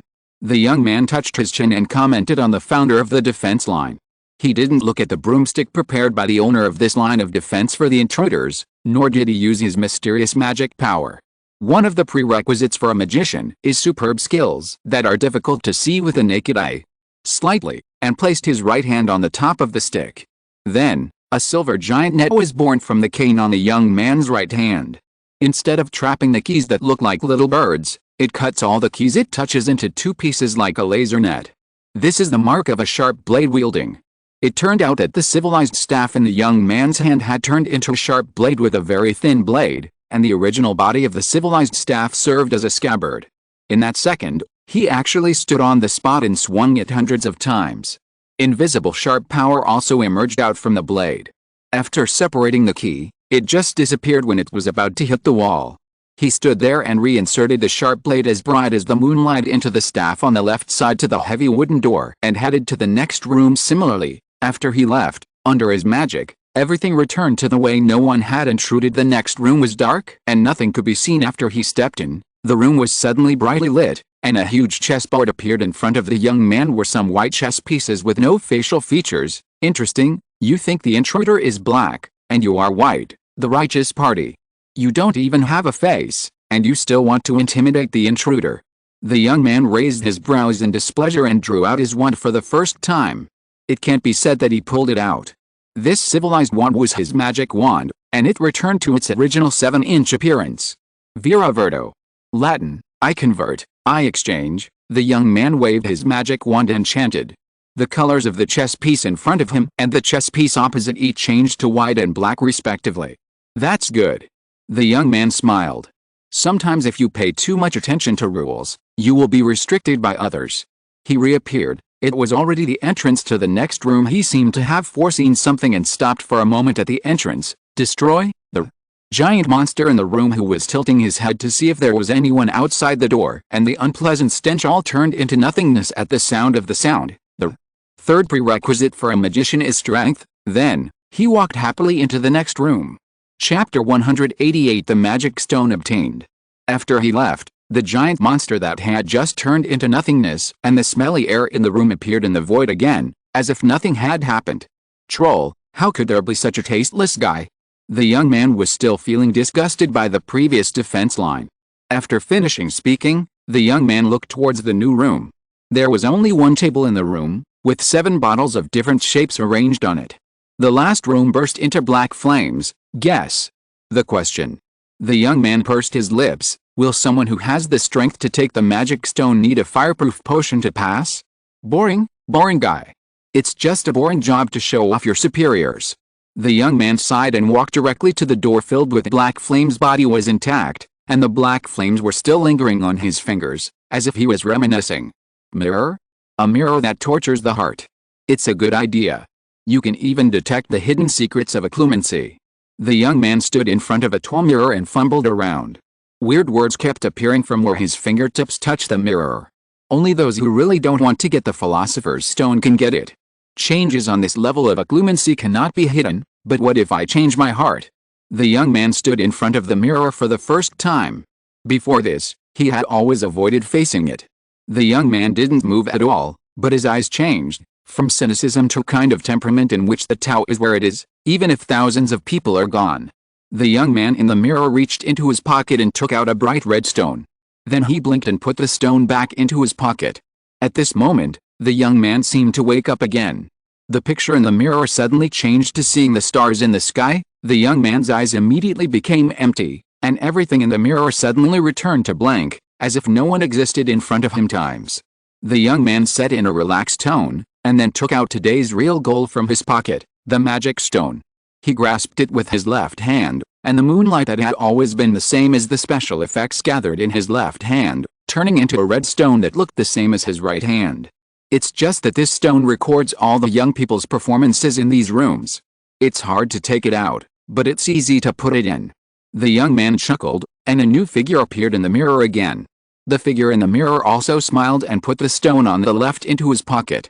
Finally, I won't charge extra for the performance. Goodbye. The young man played with the stone, and then turned into moonlight together with a magic stone, penetrated the void and disappeared. In the corridor on the 4th floor of Hogwarts, all the rooms seemed as if no one had ever been there. Nottingham Forest, moonlight shines from the window into the room at the top of the castle. It was such a huge library that you couldn't tell from the outside. The window was directly opposite a desk, and there were so many bookshelves behind the desk that you couldn't even see the bookshelves at the end. The outline of a figure appeared on the chair behind the desk, but can only rely on the wizard to achieve his own immortality. Jack, put it in my room. Ryan told the elf that suddenly appeared. In fact, Ryan could appear in the room directly, but Jack liked to accept the master's orders the most. Sometimes it would be better to let him do simple work. That young man was Ryan. He had always remembered the trouble Dumbledore had caused to his family's potion business. The owner of the Philosopher's Stone died under the influence of death. Ryan couldn't bear to let this great alchemical item be destroyed by Dumbledore, so he took it out in advance. No thanks, frugality is a good virtue of the Chinese people. After waiting for 3 days, that is, after Ryan and his first-year students finished their exams. At that time, after Quirrell and Voldemort took out the Sorcerer's Stone with great pains, only the image of Ryan was found. How interesting that was. Of Magic has a space department that studies the universe. So as the greatest white wizard Dumbledore, will he have channels to understand or find Moon City? Ryan is looking forward to Dumbledore finding Moon City. The location of Moon City is on the moon, but it borrows the hidden magic of the moon. It may even be from another dimension of the Moonlight Lane's previous Castle Smith, Atlantis, but this would be boring. As an immortal with no end in sight, Ryan now likes to take his time. Back in 1991, June 6, 12 p.m., Harry and his group were lying on the grass by the Black Lake, watching the Weasley twins and Lee Jordan playing with a giant squid. How nice, no more review. Ron exhaled happily and stretched out his limbs on the grass. Harry, be happy. We won't know how badly you did in the exam a week later. There's no need to worry about it now. Aren't the results coming out this week? The results are coming out in the 2nd week of June. I remember correctly. Neville looked confused and confirmed with his memory ball. We in the 1st grade are trying to make time for the senior students, especially the 5th and 7th grade students who are taking the ALS and NEWT exams. That is, in the 3rd week. Anton Lou counted with his fingers. Merlin's beard. I'm doomed. If it is after returning home, my parents will not have a week to buffer and accept my results. Harry. What should I do? Ron couldn't help shaking Harry's shoulders. You know that I made mistakes in Transfiguration and Potions classes, but my parents are very happy that I entered Ravenclaw. What if they knew they had Elo achieving Ravenclaw? I also want to know what to do. Harry suddenly rubbed his forehead. My scar has been hurting. It has hurt before, but never as often as it does now. Did it hurt before? Could it be a mysterious person? Ron's face immediately turned pale, but returned to normal, even happy. This change in expression made Harry no longer care about his forehead. Chapter 189 The Disappeared Quirrell. Ron is a guy with a very strange brain circuit. Call him stupid, but he is very good at chess and knows all the slang and superstitions of the wizarding world. Even if he is a little more serious, he can get good grades in any subject. But most of the time, he looks like a Hufflepuff, Hagrid's big loser. No, he is also very good at hyping up his popularity, making up stories, evading responsibilities, changing in topics. It can only be said that his brain circuit is very strange. No, even Ryan couldn't figure it out for a while this time, let alone the client next to him, Harry. What kind of person would first be frightened and then excited upon hearing that Voldemort might appear? Death Eaters? Wrong. Ron Weasley, correct, steal the Philosopher's Stone, Then I have an excuse. Dumbledore is in charge of everything. We just need to go and see if the fourth floor is the same as before. There won't be any danger and maybe Mom and Dad will even praise me. Ron became excited and spoke to Harry in a low voice. No, you can't go directly. Harry remained calm after hearing Ron's nonsense. Look for Draco first. Let's keep an eye on Quirrell to see if he's still there. If he disappears, we'll go back in a few minutes to avoid running into him, Harry said, rubbing his forehead. Well, that's it. Harry, if it's true, then your forehead is so useful, you can predict danger. Will your third eye grow on your forehead? Ron agreed, and then said. Harry rubbed his forehead again, not because it hurt, but because he was wondering if he really wanted to take Ron with him. Doubting himself, Harry finally found Draco playing with Goyle, Crabbe and a girl with a face like a poodle in the shade of a tree. After seeing Harry and Ron, he greeted his friends and walked towards them. Draco, who is that girl who keeps staring at me as if she wants to eat me? Harry poked Draco's right chest with his elbow. Pansy, I met her at a party when I was a kid, and now I'm a friend of the same year in college. Were you blind in herbal medicine class? Draco said with eyes wide open. Cute? Draco, with all due respect, she looks… No, I can't say that. Harry hesitated. Just say it, Draco said. Well, have you ever seen a poodle? Harry said in a roundabout way. Okay, Harry. I think you don't understand it all. Isn't she very cute? Draco said to Harry with an expression that looked like Harry didn't know anything about the product. What? Not interested in this aspect at all, so he didn't hesitate. Harry, stop talking to Malfoy about all this stuff. Tell me about your third eye, or, I mean the scar, Ron interrupted. Harry, what did you predict again? Each other. According to Ron, if you see an ominous sign, it will be bad. His Uncle Billiers has seen one. And then, 24 hours later he was dead. My scar hurts again, just like the person I met in the Forbidden Forest who was suspected of being Voldemort. Harry emphasized poacher, Draco said, deceiving himself. Poacher? How is it possible? Don't deceive yourself anymore. This scar of mine was left to me by Voldemort. I am very sure that no one in the magical world knows about it. How could it react to you if it hadn't met the owner who left it? Harry said angrily, we are just little wizards. According to Hagrid, everything is under Dumbledore's control. Quirrell is suspicious, and he knows the circumstances of the unicorn's death. If he doesn't do anything, it means we don't need to do anything else, Ron comforted. Later, Ron told Draco on behalf of Harry what they were going to do. First spy on Quirrell's whereabouts, if he was not there, and then go to the Forbidden Room on the 4th floor in a few minutes to see if there was really anything for Dumbledore. Bullish report. Why don't we put on the invisibility cloak? If Filch is patrolling on the 4th floor, do we have to go to Weasley and your brothers to track him away? Draco suggested, and then emphasized, I'm going to check on Quirrell, the staff room and his office, and you go get the invisibility cloak. In this way, the three of them began to divide into two groups. After a while, they gathered on the 5th floor. However, Draco's pale face said something. Quirrell is not here. I also learned from Professor McGonagall that Dumbledore is not here either. He went to London. And don't you think it's a coincidence? Filch was also sent out of the castle very late. Wouldn't it be better to go and see it alone? After I know what's going on, I can go to Hagrid. He believes in us, and I'll ask him to write to Dumbledore. Ron was confused. Don't you understand yet? Harry. Ron looked like he was about to cry. I don't care if you are the savior or something, but you will never abandon me and Malfoy. Don't worry that I will hold you back. When necessary, I can be a human shield. Ron said excitedly. Well, there happens to be no one here now, so we will put on the invisibility cloak here. Well, just right, so that no one will see a pair of feet walking on the ground. In my previous dream, I saw another strange wizard. Judging from the light coming from outside the door, it should be night. It's afternoon now. We should still have time. Maybe Quirrell hasn't arrived yet. He just went to make preparations. Maybe we just have to take a look, and then go find Hagrid and report it to Dumbledore. After saying this, Harry breathed a sigh of relief. It's not that he's afraid, it's that he doesn't want to take his friends with him. If you're listening to this novel on a channel other than Fanfic World, it means they downloaded and uploaded it without effort. We cordially invite you to visit our channel, Mundo Fanfic Novelis. There you'll find the original version of this story, and you can explore many other novels of various genres. We're waiting for you to immerse yourself in a world of incredible novels. Chapter 190 Changing Plans. At 5 o'clock, the three Harrys stood in front of the corridor. Under the invisibility cloak, they looked at each other, not with Quirrell, to avoid Dumbledore's sudden attack. Harry whispered to Ron and Draco. Seeing the half-open door, the three of them understood that someone had passed through Lu Wei.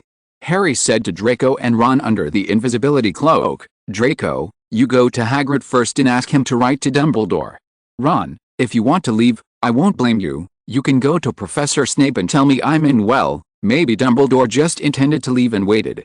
Draco joked to reduce the tension. And Ron gasped, "Don't even think about leaving us. The three of us want to be together." Draco emphasized, "Exist. I don't want to abandon you. I want you to find helper. Hagrid, Snape or Dumbledore will do. If it's just the three of us, if we fail, not only will we lose our lives, but our families' lives will also be lost because of our failure. After this, he will burn the school to the ground or turn it into a school dedicated to teaching dark arts. Can't you see why I want you to leave?" Harry glared at them angrily. "We don't need to go there in person to report the news. Why do you think I just spent so much time checking whether Quirrell is still there? I wrote a letter, by the way, and made 3 copies. I have already told Goyle and Crabbe that if I don't come back within an hour, let them find Hagrid and give them the letter I wrote in advance.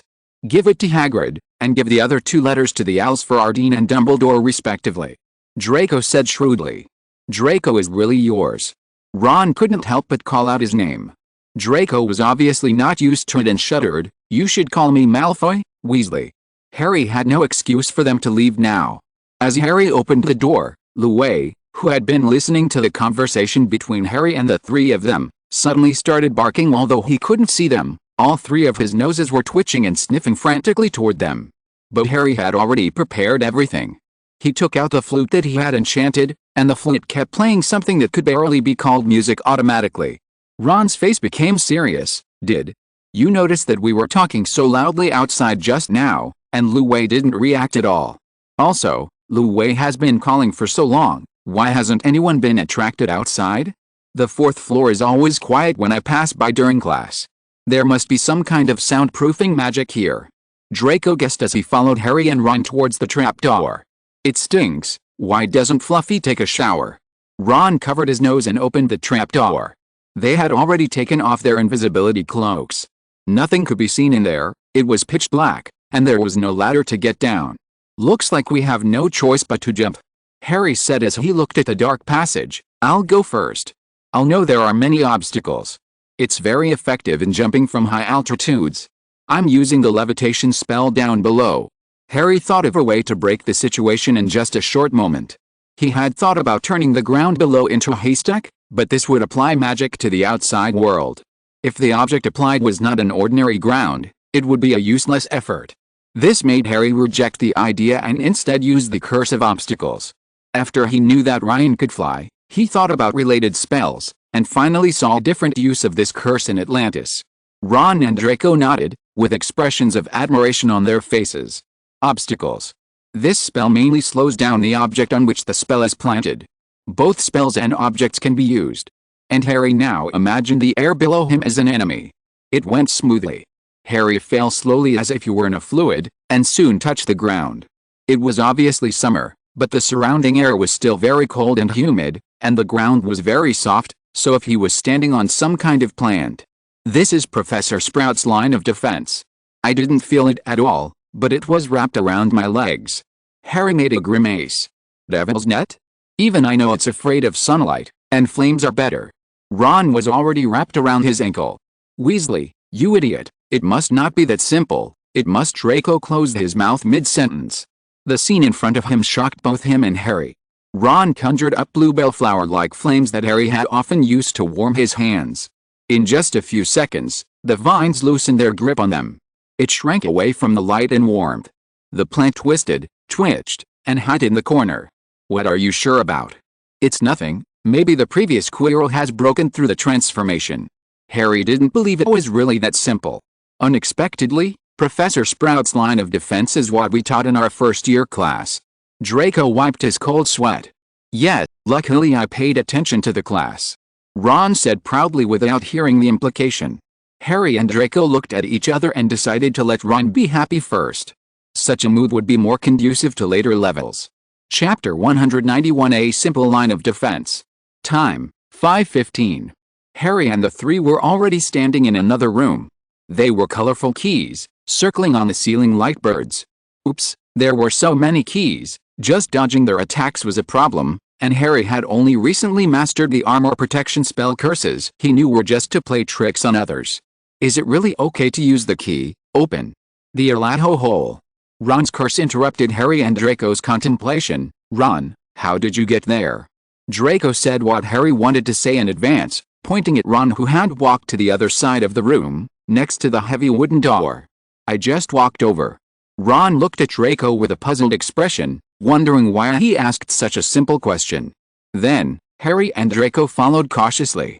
The two of them covered their faces with their arms, as if they expected sharps and claws to tear them apart at any moment, but in the end they were fine. Fortunately, Ron didn't notice this.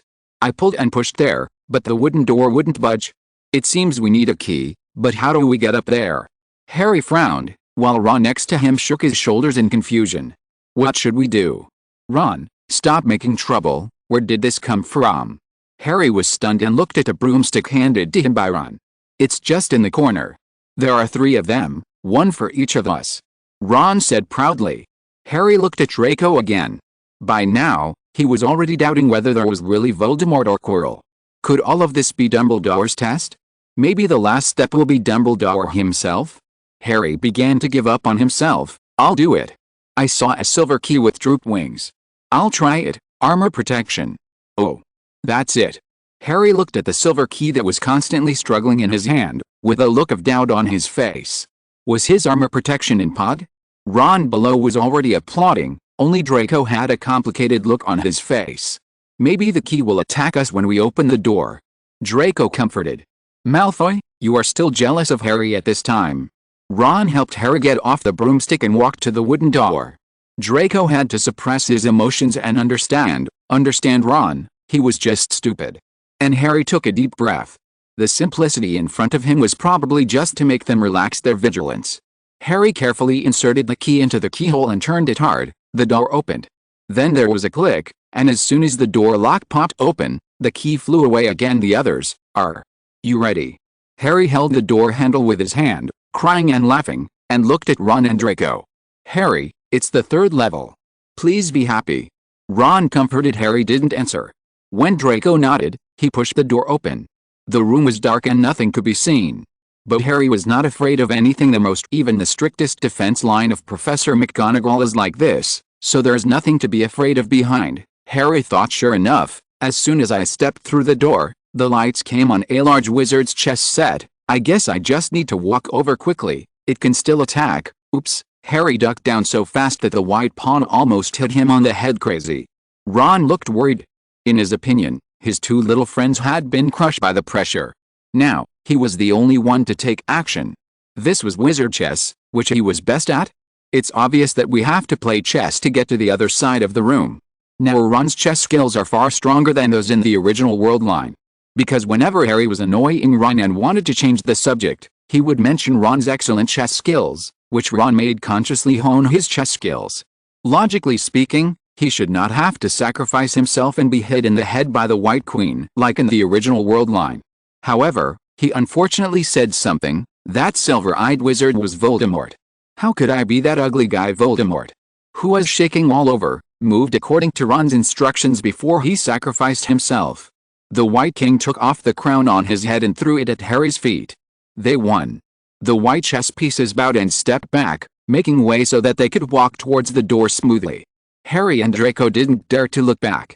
They were afraid that if they did, they would have to play chess again. How could Ron faint? Harry said tremblingly in the corridor. Ryan, who was hiding aside, confirmed. Indeed, Ron would have been fine, because unlike the original world line, Harry used armor to protect himself. But this way, it's no longer fun, so Ryan slightly increases his strength to the point where he just knocks out Ron. It can't be too heavy, after all, Ron can be considered Ryan's friend. With your protection spell, Ron will be fine. Draco called out Ron's name, but also to convince yet, it's okay. Harry agreed. For the first time, he began to feel regretful. Although this was just Harry's illusion, he still couldn't help himself. They were breathing freely. How could this stench hinder them who had been taking a semester of defense against the dark arts class, and how could it affect their worries about Ron? Soon, they came to the next room. They had to be quick, someone was already one step ahead of them. There was nothing scary in the new room, just a table with 7 bottles of different shapes arranged on it. This should be the defense line set up by Professor Snape. Harry forced a smile. He was very good at potions.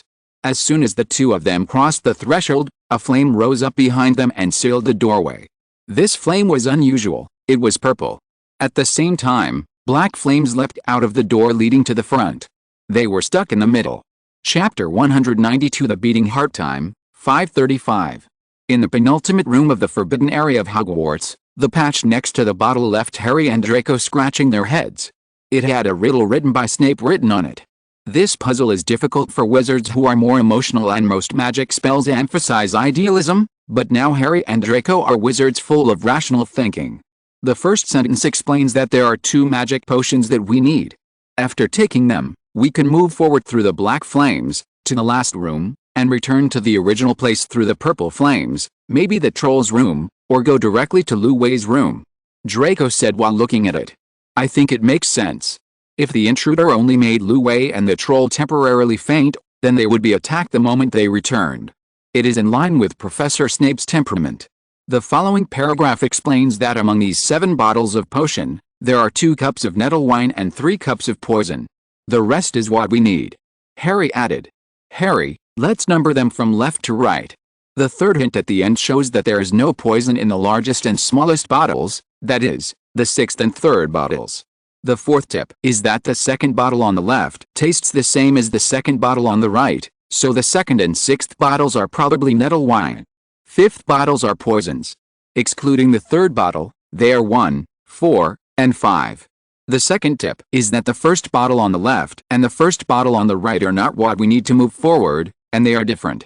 So the first bottle on the right, which is the 7th bottle, can only be the medicine to go back through the purple flame. Draco analyzed the bottle on the table. Then, the 3rd bottle, which is the smallest bottle, contains the medicine. Harry picked it up and looked at it. Indeed, it has been drunk. There's only enough for one person to drink, less than a sip. Give it to me. Draco said as if he was going to record it. What? Harry turned sideways and nimbly avoided Draco. Did you want to drink it yourself and leave me secretly? Draco sneered. Touching the back of his head, he could see from the confused expression on Harry's face that he had misunderstood something. This is the defense line set up by Professor Snape. If you ask me, these may be poison.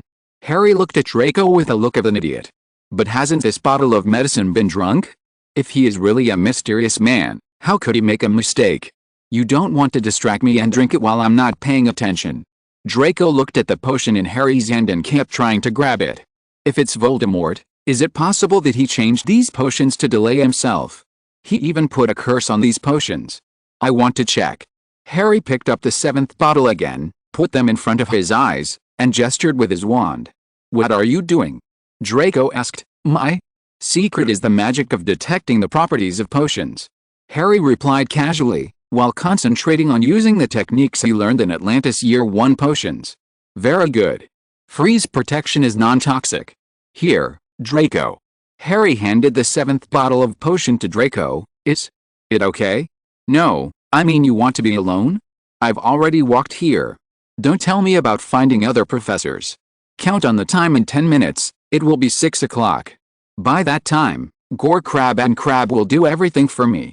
Draco's pale cheeks turned slightly red. Dumbledore left me a private message, just in case. To be honest, the defense lines in the previous rooms gave me a child's play feeling, even Professor Snape's was so simple. Maybe it's really what we guessed before, there is no Voldemort, Quirrell. It was just a test for Dumbledore, for me. Draco, you go back to find Ron. If it's back to Lu Wei, you go out to find the professor. If it's a troll, Professor McGonagall, no, by elimination it should be the defense line arranged by Professor Flitwick. There's a broomstick there, and you can use it to fly out too. However, we are not taking flying lessons together. If you are not skilled enough, you may have to try a few more times," Harry said with a smile while holding the potion bottle. "You bastard, I'm Draco Malfoy, the Quidditch genius. Let me join you. Or we can stay here and guard. We just played chess on Professor McGonagall's defense line. It's so dangerous. This is probably not a bullshit test. There really is Voldemort behind."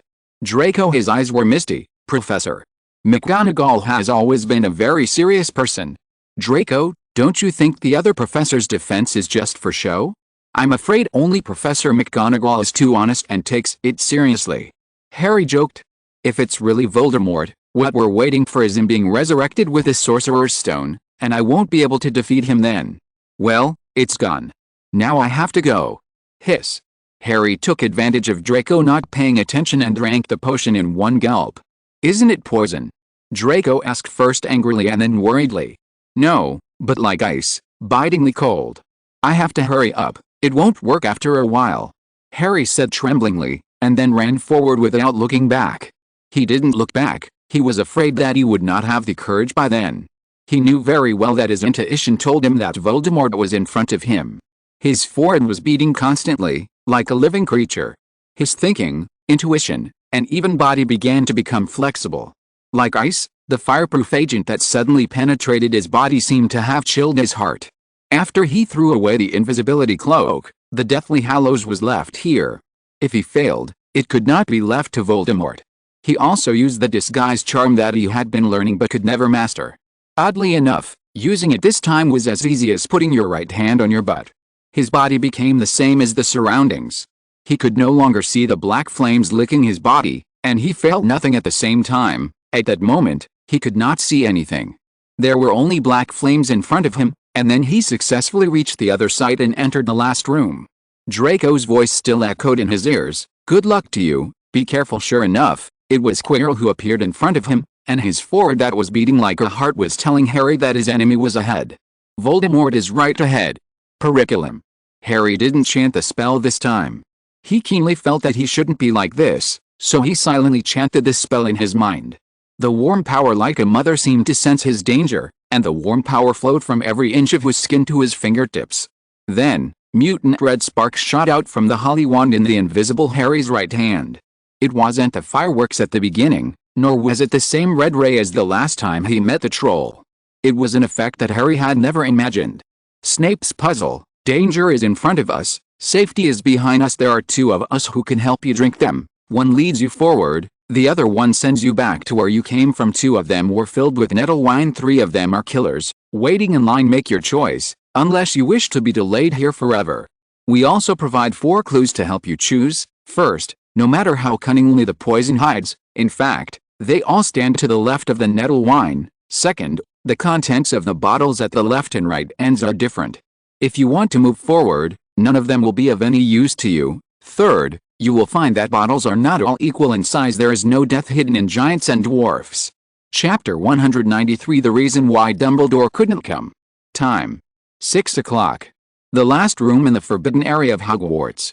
Quirrell, who looked frightened and was thin, kept tapping a tall mirror with his wand, as if checking something. While inspecting, Quirrell kept standing sideways, looking at the mirror of Aries and the entrance with his peripheral vision. But even though he was so careful, he still had no time to react. A noble and peaceful voice suddenly sounded. "This phoenix flies too fast." "Phoenix! Dumbledore!" Quirrell shouted. A fiery red, beautiful bird appeared out of nothingness, and before Quirrell heard the sound, he pounced on the back of Quirrell's head and sank into it. Veins appeared all over Quirrell's body, just like the unicorn that died tragically before. He helplessly uttered a few incoherent sounds, then fell on his back in front of the mirror. Harry gasped and emerged from the black flames. He could no longer maintain the disillusionment charm. He could not have imagined that the red spark, the spell used by first-year students to seek help, would turn into a physical phoenix in his hands. Quirrell had fainted and his body was twitching from time to time, but Harry understood that the real opponent had not yet appeared. He held his breath and stared in Quirrell's direction without saying a word. Finally, a cold and painful scream came from Quirrell's body, along with a black mist that separated from the back of Quirrell's head, forming a human face. It was Voldemort. "Harry Potter, Well, you are very patient, Voldemort whispered. Harry held his wand, ready for another shot. Almost 11 years have passed, and you were still a little boy the last time. Voldemort said. What? You told me about your family affairs. Are you asking for mercy? Repent, Voldemort, before you end. Harry's wand tip was always facing the black mist that Voldemort turned into. Harry, it's a pity that you can't kill me. That day in the forest. Once I got my hands on the elixir, I can recreate my own body. You should understand my purpose. It's really amazing. I'm afraid you already knew something was wrong with Quirrell. However, Quirrell is only forced. If you insist on against me, you will kill an innocent life, and you will not be able to hurt me. Voldemort said brokenly. Oh, you want to threaten me with the life of Quirrell, a wizard who killed unicorns? When you killed my parents. Harry said expressionlessly, if that's all, let me see what you call can't hurt me. Well, Harry Potter, I thought you were just an ordinary baby who was lucky enough to be saved by your mother's sacrifice. But I didn't expect you to be so powerful. Why do you want to be my enemy for the life of the Muggle witch? Come, if you don't stop me from getting the Philosopher's Stone, I promise that after I resurrected, I will share the world with you. I can also give you the secret of my immortality. We have a common enemy, Dumbledore. He fears and suppresses wizards with extraordinary talents like us. He threatened me by burning my toys when I was an orphan and showed extraordinary talents.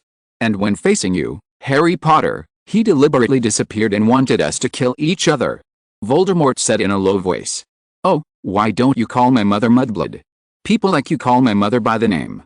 Why, facing the threat of life, you don't even dare to call her by that name? Harry smiled sarcastically, completely unmoved. No, I wouldn't call a witch who gave birth to a powerful wizard like you, and a witch who harmed me so much? I don't really believe in the pure blood theory. I'm just a mixed blood. Harry, that's how we imagined it.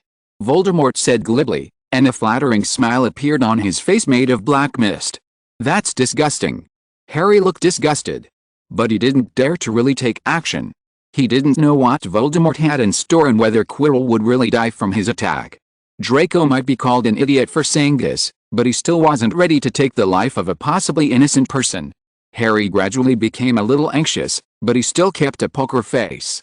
He couldn't let Voldemort see it. It took so long. It was more than 10 minutes after 6 o'clock. Why didn't Dumbledore eat? Could he really be like Voldemort and just want to trick himself into dying with Voldemort? While Voldemort continued to slander Dumbledore and extended invitations to Harry Potter from time to time, Harry did not notice that the fog that Voldemort represented gradually began to thin. Harry Potter, why don't you look here?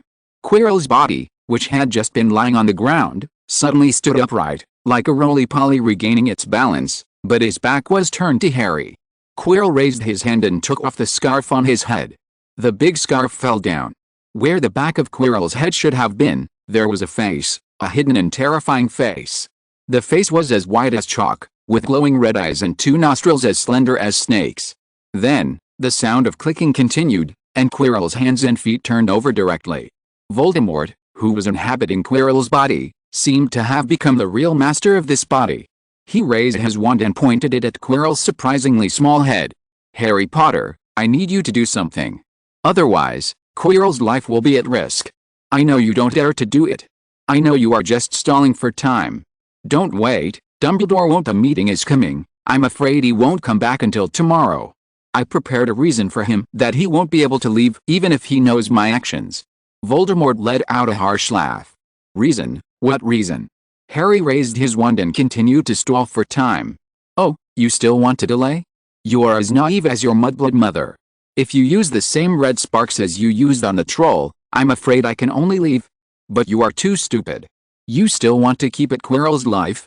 Now we have plenty of time. It's Grindelwald and I sent a wand to Ermengarde.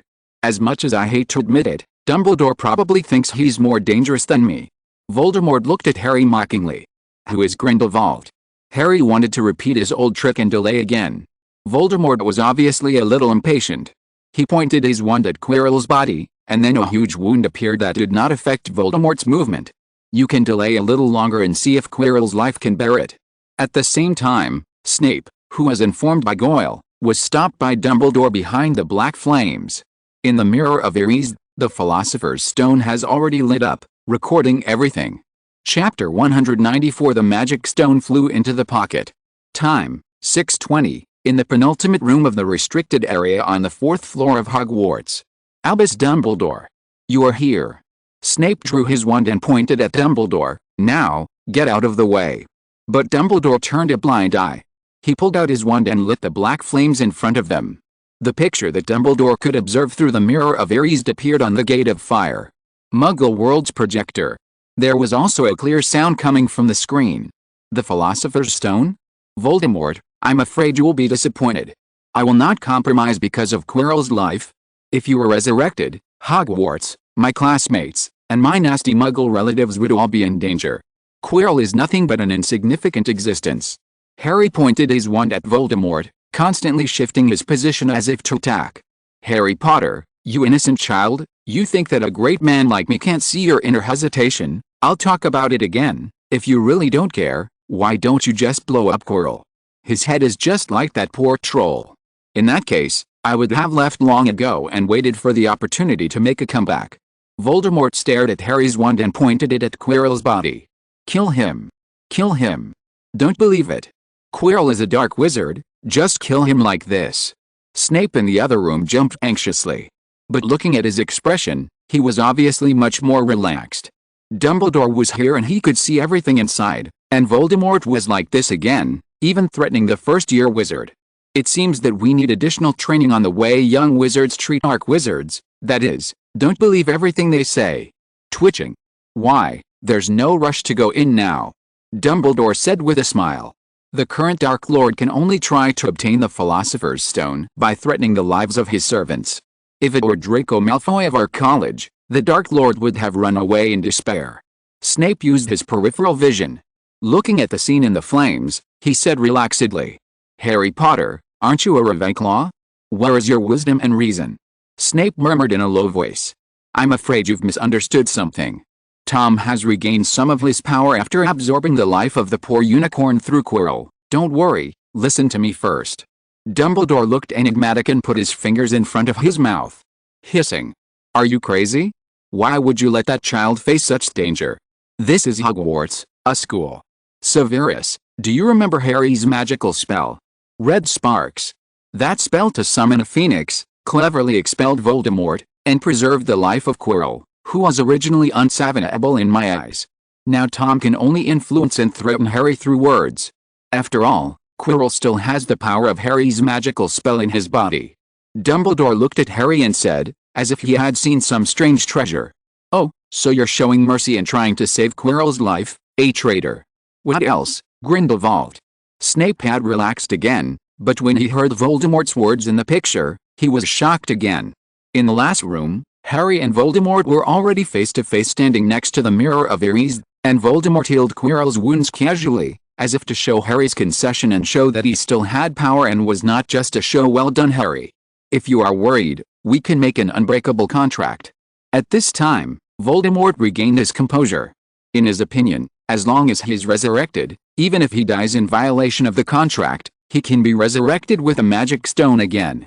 Can Harry Potter is a Ravenclaw and is so powerful.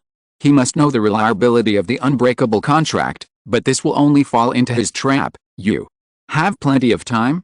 Aren't you worried about Dumbledore's return? I have already written to Dumbledore.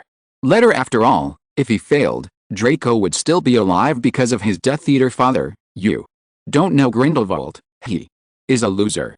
Of course he is not as good as me, but in the eyes of some people and Dumbledore, he is more powerful and dangerous. For some reason, Voldemort's face showed a look of jealousy. Voldemort let out a sharp and cold laugh. Grindelwald? Dumbledore, what are you doing? Snape in the other room looked surprised. He didn't come out. Maybe he is a very trustworthy person.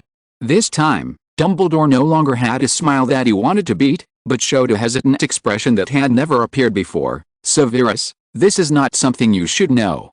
Let's continue to see how Tom uses his mouth to make Harry surrender. Dumbledore immediately returned to his smiling expression, as if the previous one was all an illusion. But Snape remembered Grindelwald's name deeply in his heart. It seemed that the relationship between the two of them was not a simple enemy. Okay. Voldemort pointed his wand at himself. Look in the mirror and tell me what you see. I saw your head being stepped on by my feet. Harry looked at the mirror with his peripheral vision and oh, you're trying to piss me off. Voldemort smiled. Harry said nothing. Harry Potter, what I just said is still valid. You can sign an unbreakable contract with me. You are so outstanding. After I am resurrected, you can completely replace Dumbledore and supervise me. And, as far as I know, your childhood was not pleasant. Now Muggles are developing faster and faster. As wizards, we have the responsibility to change and guide them. Voldemort said with a sinister smile. Chapter 195 People Who Love Harry. Time, 6:45. In the penultimate room of the restricted area on the 4th floor of Hogwarts. Now, it should be time for us to take action.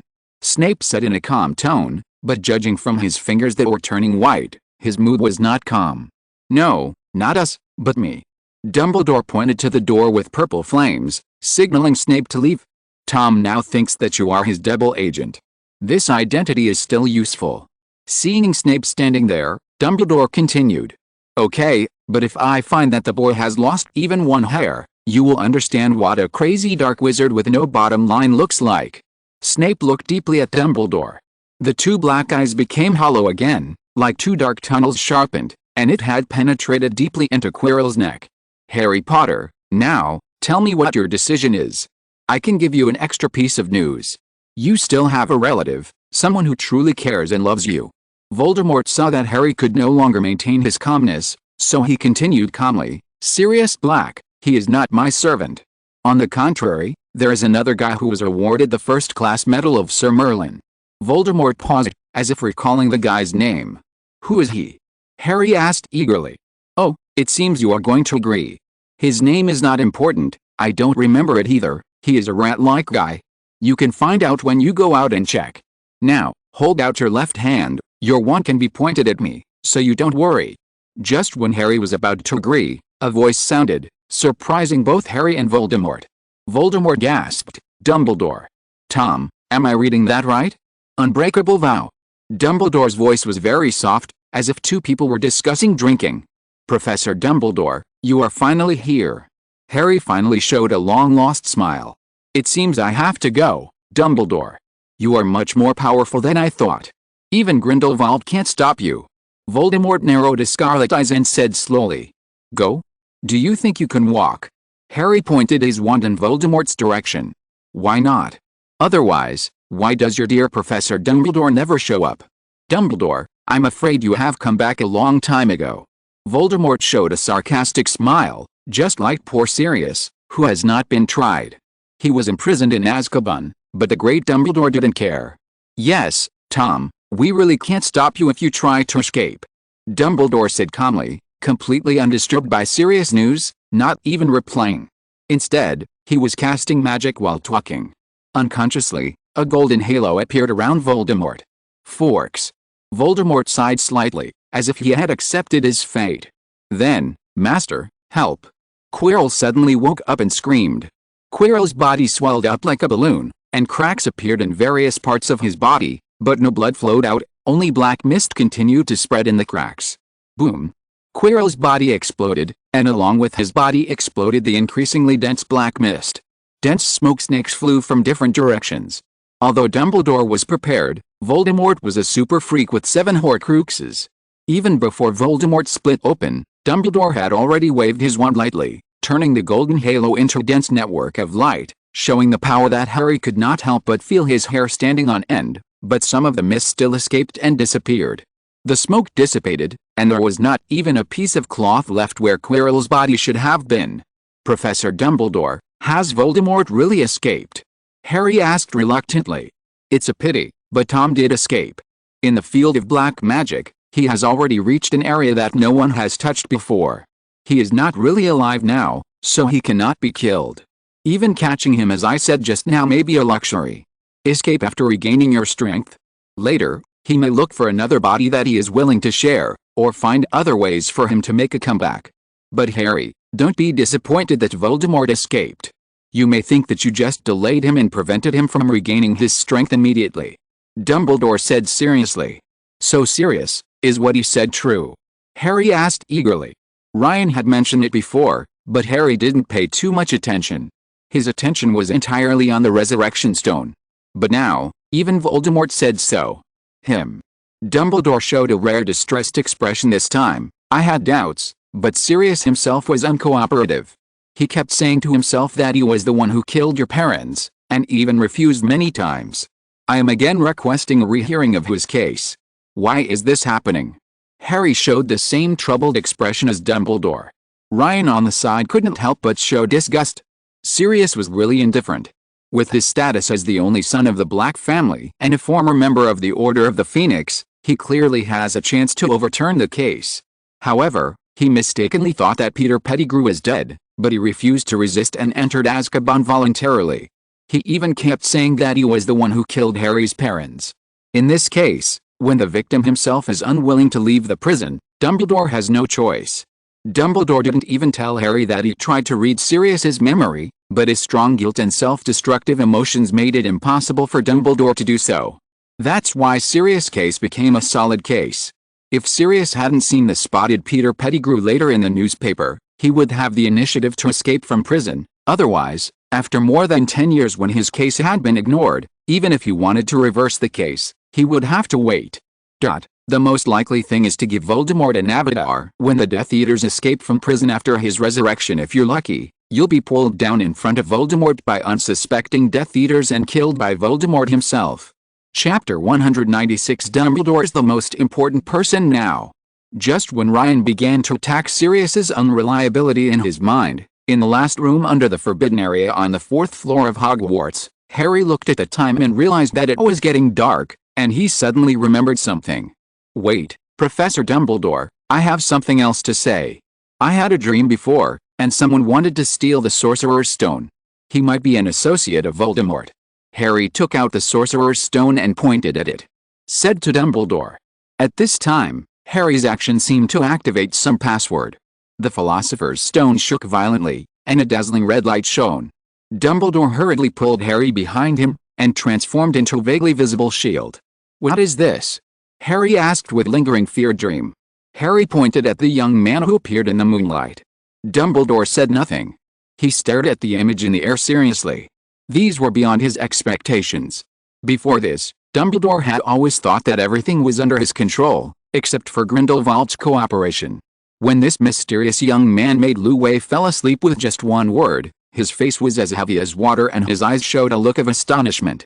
When the mysterious young man commented and complained about each professor's defense, he showed a little smile. This mysterious man's words and deeds were obviously not in the same pot as Tom. Are they Muggles landed on the moon more than 20 years ago, a place where wizards have never stopped? This is a big step for all mankind into the ground. Devil's Net is not uncommon in the wizarding world, and the reason why wizards were killed by it was entirely because it was placed in a flower pot, very similar to Crabclaw Orchid. On the other hand, Harry felt the same way as the mysterious young man's comments.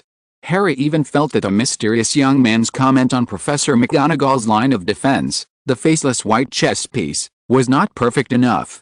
In addition to its color and lack of face, Professor McGonagall probably also deliberately made it very tall so that people can only see it from the bottom up. This is the same principle as the size of the statues of gods in churches in the Muggle world. From bottom to top, people will unconsciously feel solemn and oppressive. That's it, Professor Dumbledore. These defenses are at the level of a first-year student. Even Professor Snape's puzzle down can be solved by calming. Suspicious. Harry looked at the image, first agreed in agreement, and then asked Dumbledore doubtfully. Tom doesn't care if there is a trap, he knows there is one, but he is sure that the Philosopher's Stone is here. As for Professor Quirrell, he is not the one who makes the decision, at least not anymore. Dumbledore said sadly. He also watched Quirrell grow up and then personally interviewed to become Muggle Studies professor, but fortunately, this young man who calls himself a magician is at least not Tom's accomplice. At the end, Dumbledore breathed a sigh of relief. But the Philosopher's Stone is missing. Harry asked puzzledly, your friend, Nico Flamel. Oh, you actually know Nico. I'm so stupid. Hagrid told me that you three already knew. Dumbledore said happily. Well, before the Philosopher's Stone was given to me for safekeeping, Nico and I talked about destroying it, Dumbledore, but, in that case, he and his wife would die, wouldn't they? Could it be that they have other Philosopher's Stones? Harry thought. No, they just saved some elixir, Enough for them to take care of things. Then, they will die. Seeing the shocked expression on Harry's face, Dumbledore couldn't help but smile. I have talked about this issue with you before, do you remember? It was also by the Mirror of East. That person, the wizard who took the Philosopher's Stone, maybe from the moon. Do you know who he is? I have to say that this is actually better. I am more optimistic about the future. Dumbledore hummed happily and looked at the ceiling with a smile. Then there was an embarrassingly long silence. When Harry's feet were numb almost and he didn't know what to do, Dumbledore finally stopped looking at the ceiling, as if there was something above it. What Harry didn't know was that Dumbledore had many questions for Harry. He wanted to talk, the connection between Harry and Voldemort, why Harry had to stay at his aunt's house, why Voldemort came to Harry's house. There were so many things he wanted to say to Harry. He was so worried about Harry that he couldn't find a reason to tell him this will be made if the plan fails. Harry's life. In other words, Voldemort did what he thought they, fools with love in their hearts, would do. Dumbledore didn't think anyone else cared about Harry as much as he did. Harry had already suffered too much in his childhood, and he didn't want Harry to suffer more. As long as Harry's alive by his side, healthy and happy, that's fine. Look like in the uncertain future, why bother so early? Dumbledore never thought he would hold someone in his hands and care for him like this. It was only now, when he was about to reveal everything to Harry, that he realized how much he valued Harry. Harry Potter was already so strong that he could even face Voldemort alone, and almost win, Dumbledore kept saying to himself. But he still couldn't say it. Only he understood that Harry's future was to die. He was a Horcrux. Even though I had prepared a plan to ensure Harry's life, what if it failed? This child was more important than anything else in his eyes. Let me see what this is. Dumbledore pointed at the Philosopher's Stone with his wand, pretending not to see that it was just a device for recording images, and that it could be turned on and off by inputting magic power. Harry, why don't you go and see Ron? He is fine and is resting in the school hospital for the time being. Harry couldn't help but widen his eyes when he heard Dumbledore's words. After waiting for so long, Harry understood that Dumbledore must have something to say, but this made Harry temporarily forget who Ron was. With a suppressed expression, he walked toward the door that was no longer covered in black flames, leaving Dumbledore alone in a daze. If you're listening to this novel on a channel other than Fanfic World, it means they downloaded and uploaded it without effort. We cordially invite you to visit our channel, Mundo Fanfic Novelis. There you'll find the original version of this story, and you can explore many other novels of various genres. We're waiting for you to immerse yourself in a world of incredible novels. Chapter 197, Optimistic Ron. Time, 8:15. Next to a bed by the window in the school hospital on the second floor of Hogwarts Castle, fiery red hair loomed through the gap in the bed curtain. Under the guidance of Madame Pomfrey, Harry and Draco entered this empty room. It is now approaching the end of the semester. Today is Wednesday, and they will leave Hogwarts next Monday. No student is willing to come to the school hospital actively or passively lying in the school hospital. This allowed Harry and Draco to reach the bed through the window without any further effort. At this time, the sky has turned dark, stars are looming, and the aroma of green grass and herbs are constantly coming from the surroundings. This made Harry feel calmer, and it also made Harry notice something that he hadn't noticed is something completely different from these paintings looming among the candies, a toilet seat. Oh, is it Harry? Ron opened the bed curtain, with half a chocolate frog still struggling in his mouth, trying to escape the fate of being eaten. This also made Harry stop complaining about the toilet seat and said in surprise, "Ron, are you okay?" "It's nothing, Harry, your protective charm worked well. I almost woke up as soon as I touched the pillow, and then, you know." Ron showed what he was trying to show off. With an expression on his face, he pointed to the candy next to him and leaned his elbows on the table to lie down more comfortably. "But it's a pity that I was still confused at the time and didn't have time to tell my story. I dare to say this story must be more exciting than all my previous stories." Ron swallowed the remaining half of the chocolate frog in his mouth. He said with a grimace, "Malfoy, why are you here?"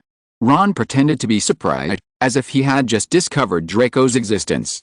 "Weasley, you idiot, why don't you lie down and rest, and look at your elbows?" Draco said with half concern and half sarcasm, showing a look of disgust. "Ouch! What is this? Damn it! It must be Fred and George, my candy." Ron couldn't help shouting, and Madame Pomfrey from the head nurse's office next to her heard the sound. It's so unhygienic. This is the school hospital. Madame Pomfrey's dead face, which had always been stern all year round, showed an expression for the first time. Please, I don't want it. Can I be discharged from the hospital? Hello, Ron said quickly, and looked at Madame Pomfrey expectantly, hoping that she would allow him to be angry and discharged from the hospital. However, Madame Pomfrey pretended not to hear it and returned to her office with a toilet seat in hand. Weasley, do you want these candies? Draco said with a smile. Why not? Are you crazy? They are all packaged and clean inside. Ron looked at Draco with an idiot look. It's really unfair. Last time my hand was stained with undiluted the tuber pusses like that, and I have to be rushed to class. This time, I protected the Philosopher's Stone and became a hero. I fainted for a short while and was imprisoned in the school hospital. I won't be discharged until tomorrow. When the time comes, will my popularity, will anyone still want to hear my story? Harry, how about I tell you the story I made up? No, the real story I experienced. Ron looked at Harry expectantly. Weasley, you're crazy. We went to the restricted area on the 4th floor together. Draco was not the kind of person who indulged Ron's bad habits. Ron, does your head still hurt? Do you want to rest for a while before we talk? Harry looked at Ron's head worriedly. There was no bandage on it, just a head of fiery red hair. His whole face was also glowing red. If it weren't for the hospital gown on his body, I would have doubted whether he wanted to pretend to be sick and enter the hospital. No, there is a kind of patient who is very much like Ron now, a mental patient. Harry couldn't help but cursed. Ron naturally didn't know what Harry was thinking. He really thought Harry was caring about him. He felt a little ashamed for a few seconds and quickly asked with concern, what happened after he fainted? When he heard about the troll, our men were defeated. When he heard Snape's riddle, he was confused for a moment, then he thought that he might have just suffered a heavy blow and couldn't understand it, and his head was still confused, so he regained his optimism. After hearing it was really Quirrell inside, he was knocked down again by Harry's spell. Quirrell? Is it really him? He can break into such a difficult level. Sure enough, he is not as simple as he seems. Harry and Draco on the side almost laughed when they heard Ron say that the level was difficult. Harry, Malfoy, it is indeed very happy to protect the Sorcerer's Stone. However, is it necessary to be so happy? I am still a patient. Ron did not say this time that he had only fainted for a short time and was about to be discharged from the hospital. Ron has flexible evaluation criteria. However, when he heard that Harry faced Voldemort, Ron finally returned to normal, showing an expression of fear and worry. Merlin's beard. We stayed with a mysterious man for a school year. I'm really a genius. I'm going to tell my parents and Ginny when I get back. Now it's my grade. Ron quickly regained his optimism. This made Harry and Draco, who already knew what kind of person Ron was, couldn't help but be stunned. Harry continued to tell the story, and when he talked about the unbreakable pact, I know, it's also called the unbreakable vow. Hand and stuff. Dad found out and he was mad. Ron's eyes flashed. With a light of memories, this is the only time I saw my father get as angry as moving like my mother. Fred said that the left side of his butt was never the same. Harry, go on. If you do make an unbreakable vow with you-know-who, it might be a good thing. Where is the mysterious man? Isn't he the defense against the dark arts professor next semester? Ron said with a grimace. Weasley, with the Dark Lord's accomplishments, he must have a way to break the contract. Draco said angrily. As a second-generation Death Eater, he had almost blind trust in Voldemort's ability. But Ron rarely refuted. He couldn't help but want to hear the next story. Wait, the Dark Lord is a half-blood? Draco couldn't help but interrupt Harry. Only now did he realize that in what Harry just said, Voldemort admitted his bloodline to Harry. Get away with your blood discrimination, Malfoy. Harry, go on. Ron said easily. Draco couldn't help but mutter to himself, saying things like it was impossible. Chapter 198 Voldemort, the representative of Muggle-born wizards? Time, 8:45. After Draco calmed down for a moment, Harry continued to tell the story of what happened to him in that room. When Harry talked about Sirius, Draco couldn't help but speak again. He is my mother's cousin. My father is the great-grandson of Sirius Black's great-uncle, and my mother is his cousin. Ron also continued expected. My father said that Sirius Black and he are not the same people. Draco said slightly embarrassed. So, Will Sirius Black be released? But why doesn't he cooperate? Logically speaking, he should be innocent. Ron said doubtfully. I don't know about that. Dumbledore has everything to do with it. Harry showed a gloomy expression.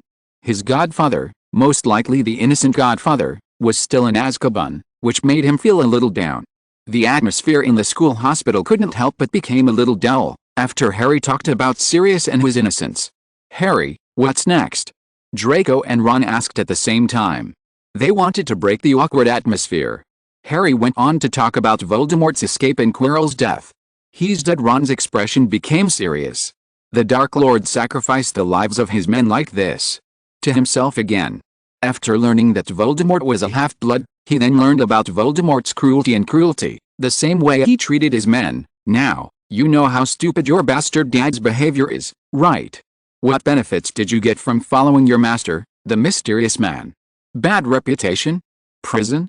Fines? Ron rarely spoke clearly. No. Draco said in a dry voice without retorting relatives. McKinnon, Burns, Putchent, and Pruitt all withered or even died out as a result. Even Black, Carlo, Lestrange, Rozier, etc. on the Dark Lord's side suffered a similar fate. Before the Dark Lord appeared, Britain had always been a pure-blood world. Although the number of Muggle wizards was gradually increasing, it was not a big problem to purify the wizard's bloodline, which caused the pure blood to wither in some small families and hemp wizards to occupy high positions. The Dark Lord, isn't he an undercover agent? Draco finally calmed down and frowned. And according to you, Harry, he was born in an orphanage. Did he even go to Hogwarts? A person like him must have been a popular figure in school, the center of the crowd, just like Harry and me too. Ron couldn't help but raise the question, but he still didn't dare to further raise his suspicion. Could the mysterious man be a Muggle? Eaters for fun, the reason for the death of more wizards, except for the largest proportion of resistance and attacks on Death Eaters, is that most of them were asked to join the Death Eaters and were killed after they refused. And those who were asked to join the Death Eaters were all purebloods, or at worst, half-bloods. Only the mysterious man who is a marrow wizard can stand. Muggles are the vanguard of killing Muggles, and his master represents the interests of Muggle wizards? Plus dealing with purebloods? The Order of the Phoenix opposes pure-blood supremacy, loves Muggles, and believes that Muggle-born wizards have the same status as pure-blood wizards. Most he can do is the pain of being at the bottom and not being able to have a wand. Ron didn't dare to tell his guess. He thought he was a smart man, and if he told the truth rashly, he might be regarded as crazy by others. After all, those who are one step ahead of ordinary people are geniuses, and those who are 100 steps ahead are insane. What's more, Draco Malfoy had just suffered a mental breakdown, and as a superficial friend, he still had to take care of his mood. I remembered, Tom Riddle, I saw it in the trophy room on the 4th floor. I was there to look at my dad's trophy to see if it was the same as Roger Davis said. He 50 years ago won the Special Contribution Award to the school. After listening to Ron's words, Harry thought for a long time and said again, "It's the right time. My grandfather was one of the first Death Eaters. He once mentioned that he was a few years older than you know who, and they were very close. What relationship is better than that between a senior and a junior? In this case, I should be a third-generation Death Eater, haha." Draco said mockingly. Okay, Voldemort's escape is just a small episode in the story I want to tell. Aren't you curious about the whereabouts of the Sorcerer's Stone? Harry said quickly. He looked at Draco and Ron. As expected, their attention was attracted and they were no longer lost in their own thoughts. Harry talked about how the Philosopher's Stone was swapped and turned into a device for projecting images, the same as the Philosopher's Stone. That image recorded all the actions of the mysterious wizard in stealing the Sorcerer's Stone, and Harry carefully avoided the mysterious wizard's comments about each level when telling it. He just briefly mentioned it and said that he thought the defense was very simple. After all, Ron's mood is very important. He is rarely happy. If he is unhappy, his roommate will be tortured for a while. Harry also mentioned at the end that he might be from the moon. I know there are frogs on the moon. I remember a wizard who claimed that he flew to the moon riding a sweeping 6 stars. And brought back a bag of frogs on the moon as evidence. Ron finally became confident. He knew the best about these slang stories that were circulated among the people. Come on, Weasley, this wizard also has a nickname, Unreliable Wink Ears. Only unknown or nonsense small newspapers will be willing to report it. Draco said sarcastically. Chapter 199 Space Agency. When Ron and Draco were arguing about the moon, Harry was confused. He finally understood that Draco's stories that always ended with him narrowly escaping from a Muggle helicopter were not intended to attract his attention. And Ron also told this story about how he once nearly hired a hang glider while riding Charlie's broken broomstick, and it wasn't to compete with Draco. Both of them really lack common sense.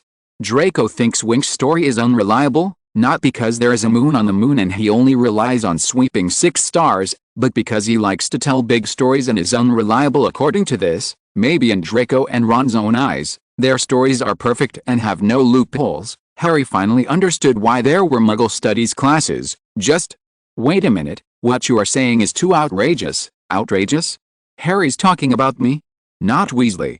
Harry, Ron Weasley, can do no wrong in this regard.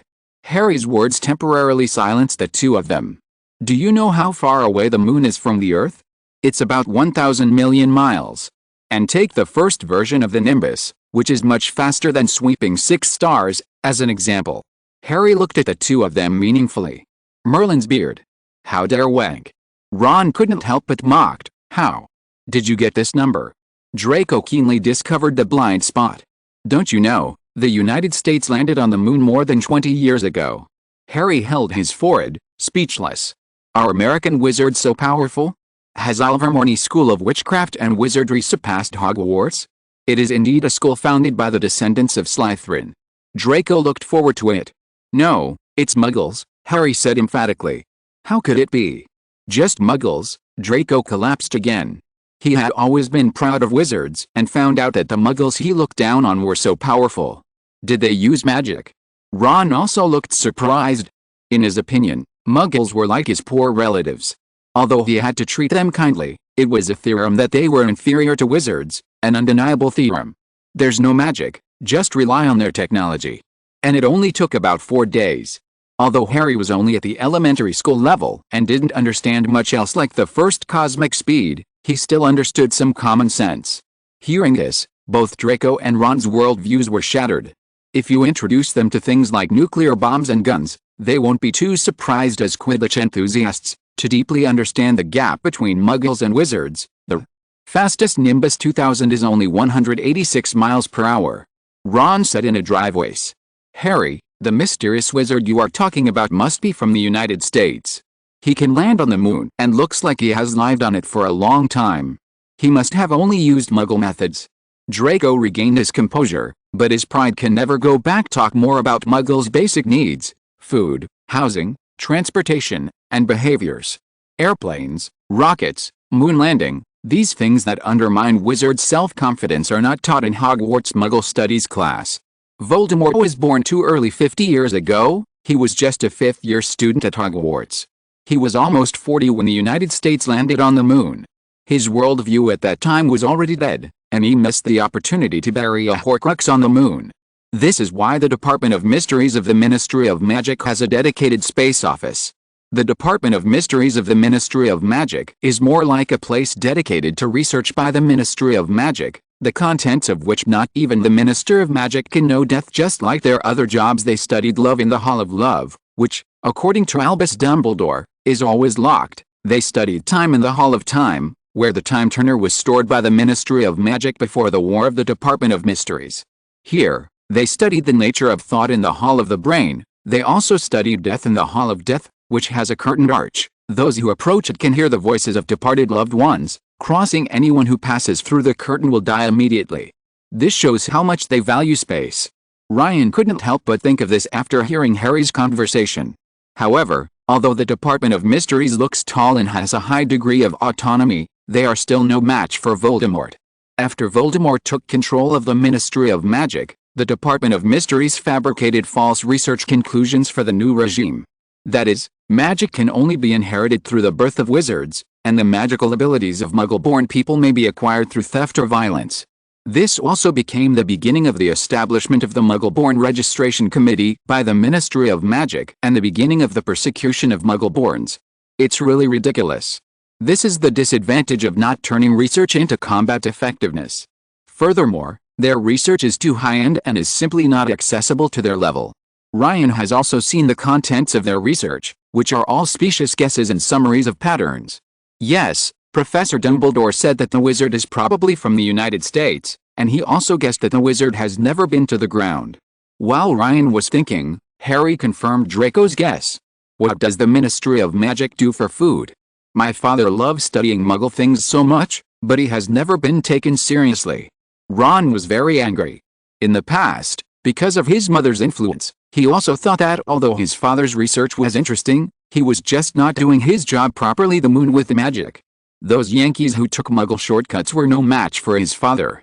Now, Ron even thinks that Dumbledore is not as great as his father. His father, Arthur Weasley, was the Prometheus of the wizarding world, stealing the Muggle moon landing technology for wizards. Indeed, that's ridiculous. Ministry of Magic. Draco actually declined an agreement at this time. As a sworn enemy of the Weasley family, Malfoy is a member. From an early age, he had heard his father denigrate Arthur Weasley more than he did Weasley as a whole. This made Draco understand his dad even better than Ron did. Now, in Draco's eyes, Ron's father was greater than Ron had imagined. In fact, he now feels that the poverty of Ron's family is a great proof. And, sparkling, I would like to thank classmate 20200815173056521 for the monthly ticket, and other classmates for their recommendations and subscriptions. Chapter 200 The Great Arthur Weasley. When mortals think, God laughs. Ryan couldn't help laugh but now, because of Ron and Malfoy. Ron and Draco Malfoy were so understanding, it could be seen on their faces that Ryan didn't even need to read their minds. After Ron and Malfoy got one-sided information from Harry, Ron began to admire his father, and Malfoy also had an expression like "My dad is rubbish, your dad Ron is awesome." Malfoy even fell in love with Ron, thinking that Ron's current poverty was all because of the sacrifice of Ron's father, Arthur Weasley, for the future of wizards. Ron, when I get back from vacation, I will definitely ask my dad to run more operations and provide more funds to your dad's department. Draco couldn't help but say this. No, Malfoy, although my father is great, his job is to prohibit the magicization of Muggle things. His research is all private. If you do this, my father's work may be delayed.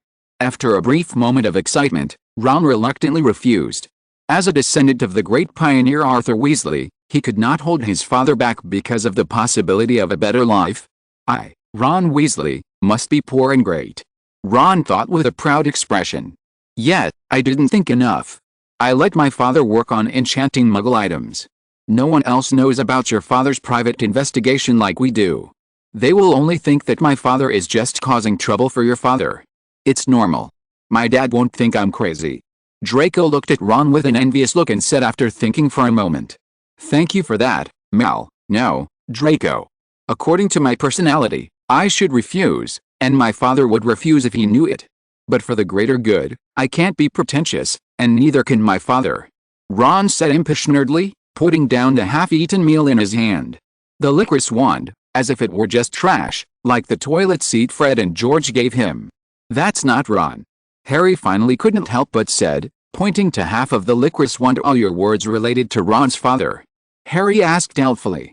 Well, Harry, although you are the hero who defeated the mysterious man, you did not grow up in the wizarding world after all.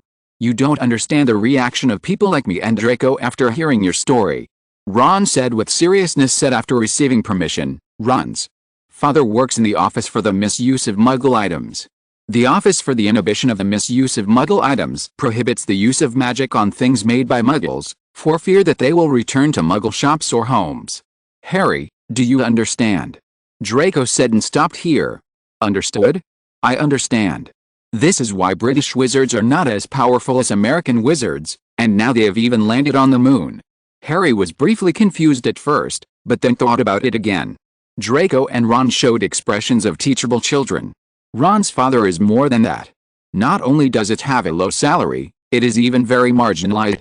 Joining here means there is no hope of promotion. Department, possessing the power to write laws in this area. He had the foresight to discover the power of Muggle gadgets, and left a loophole for wizards who were interested in studying Muggle gadgets. They could modify Muggle gadgets, as long as they used them without letting Muggles discover them. It's not illegal, so of course it's best not to use it. Trouble for him, but there was no way. After all, His position is a legal writing position, and with Ron's father's background and qualifications, there is no lower position available to him. At the end of the sentence, Draco's cheeks turned slightly red. Draco, you know better than me. Ron patted Draco on the shoulder. I don't even know about legal loopholes. I only know about my father's seemingly useless research. I used to think my dad's department was the most boring department in the Ministry of Magic. There are only 2 people in this entire department. It is located opposite the broom room at the end of the corridor on the 2nd floor of the Ministry of Magic. The office is very small, slightly smaller than a broom closet. I still remember my dad's working environment, 2 desks squeezed inside, with almost no space for people to move around. There were a row of file cabinets along the wall around the desk, and the files in them were so full that they almost overflowed. There were still crumbling bundles of papers on the top of the filing cabinet. Ron had always been a little ashamed of this, but this was the first time he was proud to tell it all. Harry's eyes were also red, and he was speechless and choked. Is that also a place for people to stay? It's smaller than that Guy Filch's office. Damn the Ministry of Magic. Let's put it this way, Arthur Weasley, the pioneer of the wizarding world, can neither gain respect from others nor receive a high salary in the Ministry of Magic. Draco couldn't help but see real anger in his eyes. Even if you don't take into account Ron's father's contribution, now that Muggle technology is so powerful, are the laws and departments dealing with it in this environment? Harry couldn't help but denounce the Ministry of Magic. It's not as bad as you said. My father can still speak. Although his salary is not high, he is not that inconspicuous in the Ministry of Magic. We will see if it can be passed next year. Ron comforted. Well, I will ask my father to help when the time comes. If he doesn't obey, I will go to my mother. She loves me the most. Draco quickly said. However, what he didn't know was that the Muggle Protection Act drafted in 1992 made some pure-blood wizards consider this law offensive. Draco's father Lucius Malfoy is a typical example. He even gave Voldemort's diary to Ron's sister Ginny in an attempt to discredit Arthur and prevent the bill from being passed, although this is also extremely related to Ron's father participating in a series of raids organized by the Ministry of Magic. End of this chapter. Thank you very much for reaching the end. Don't forget to like. Looking for more exclusive content and immediate access? Subscribe to our Patreon. Remember, every like, subscription, or donation encourages us to continue. Thanks to everyone. See you in the next video.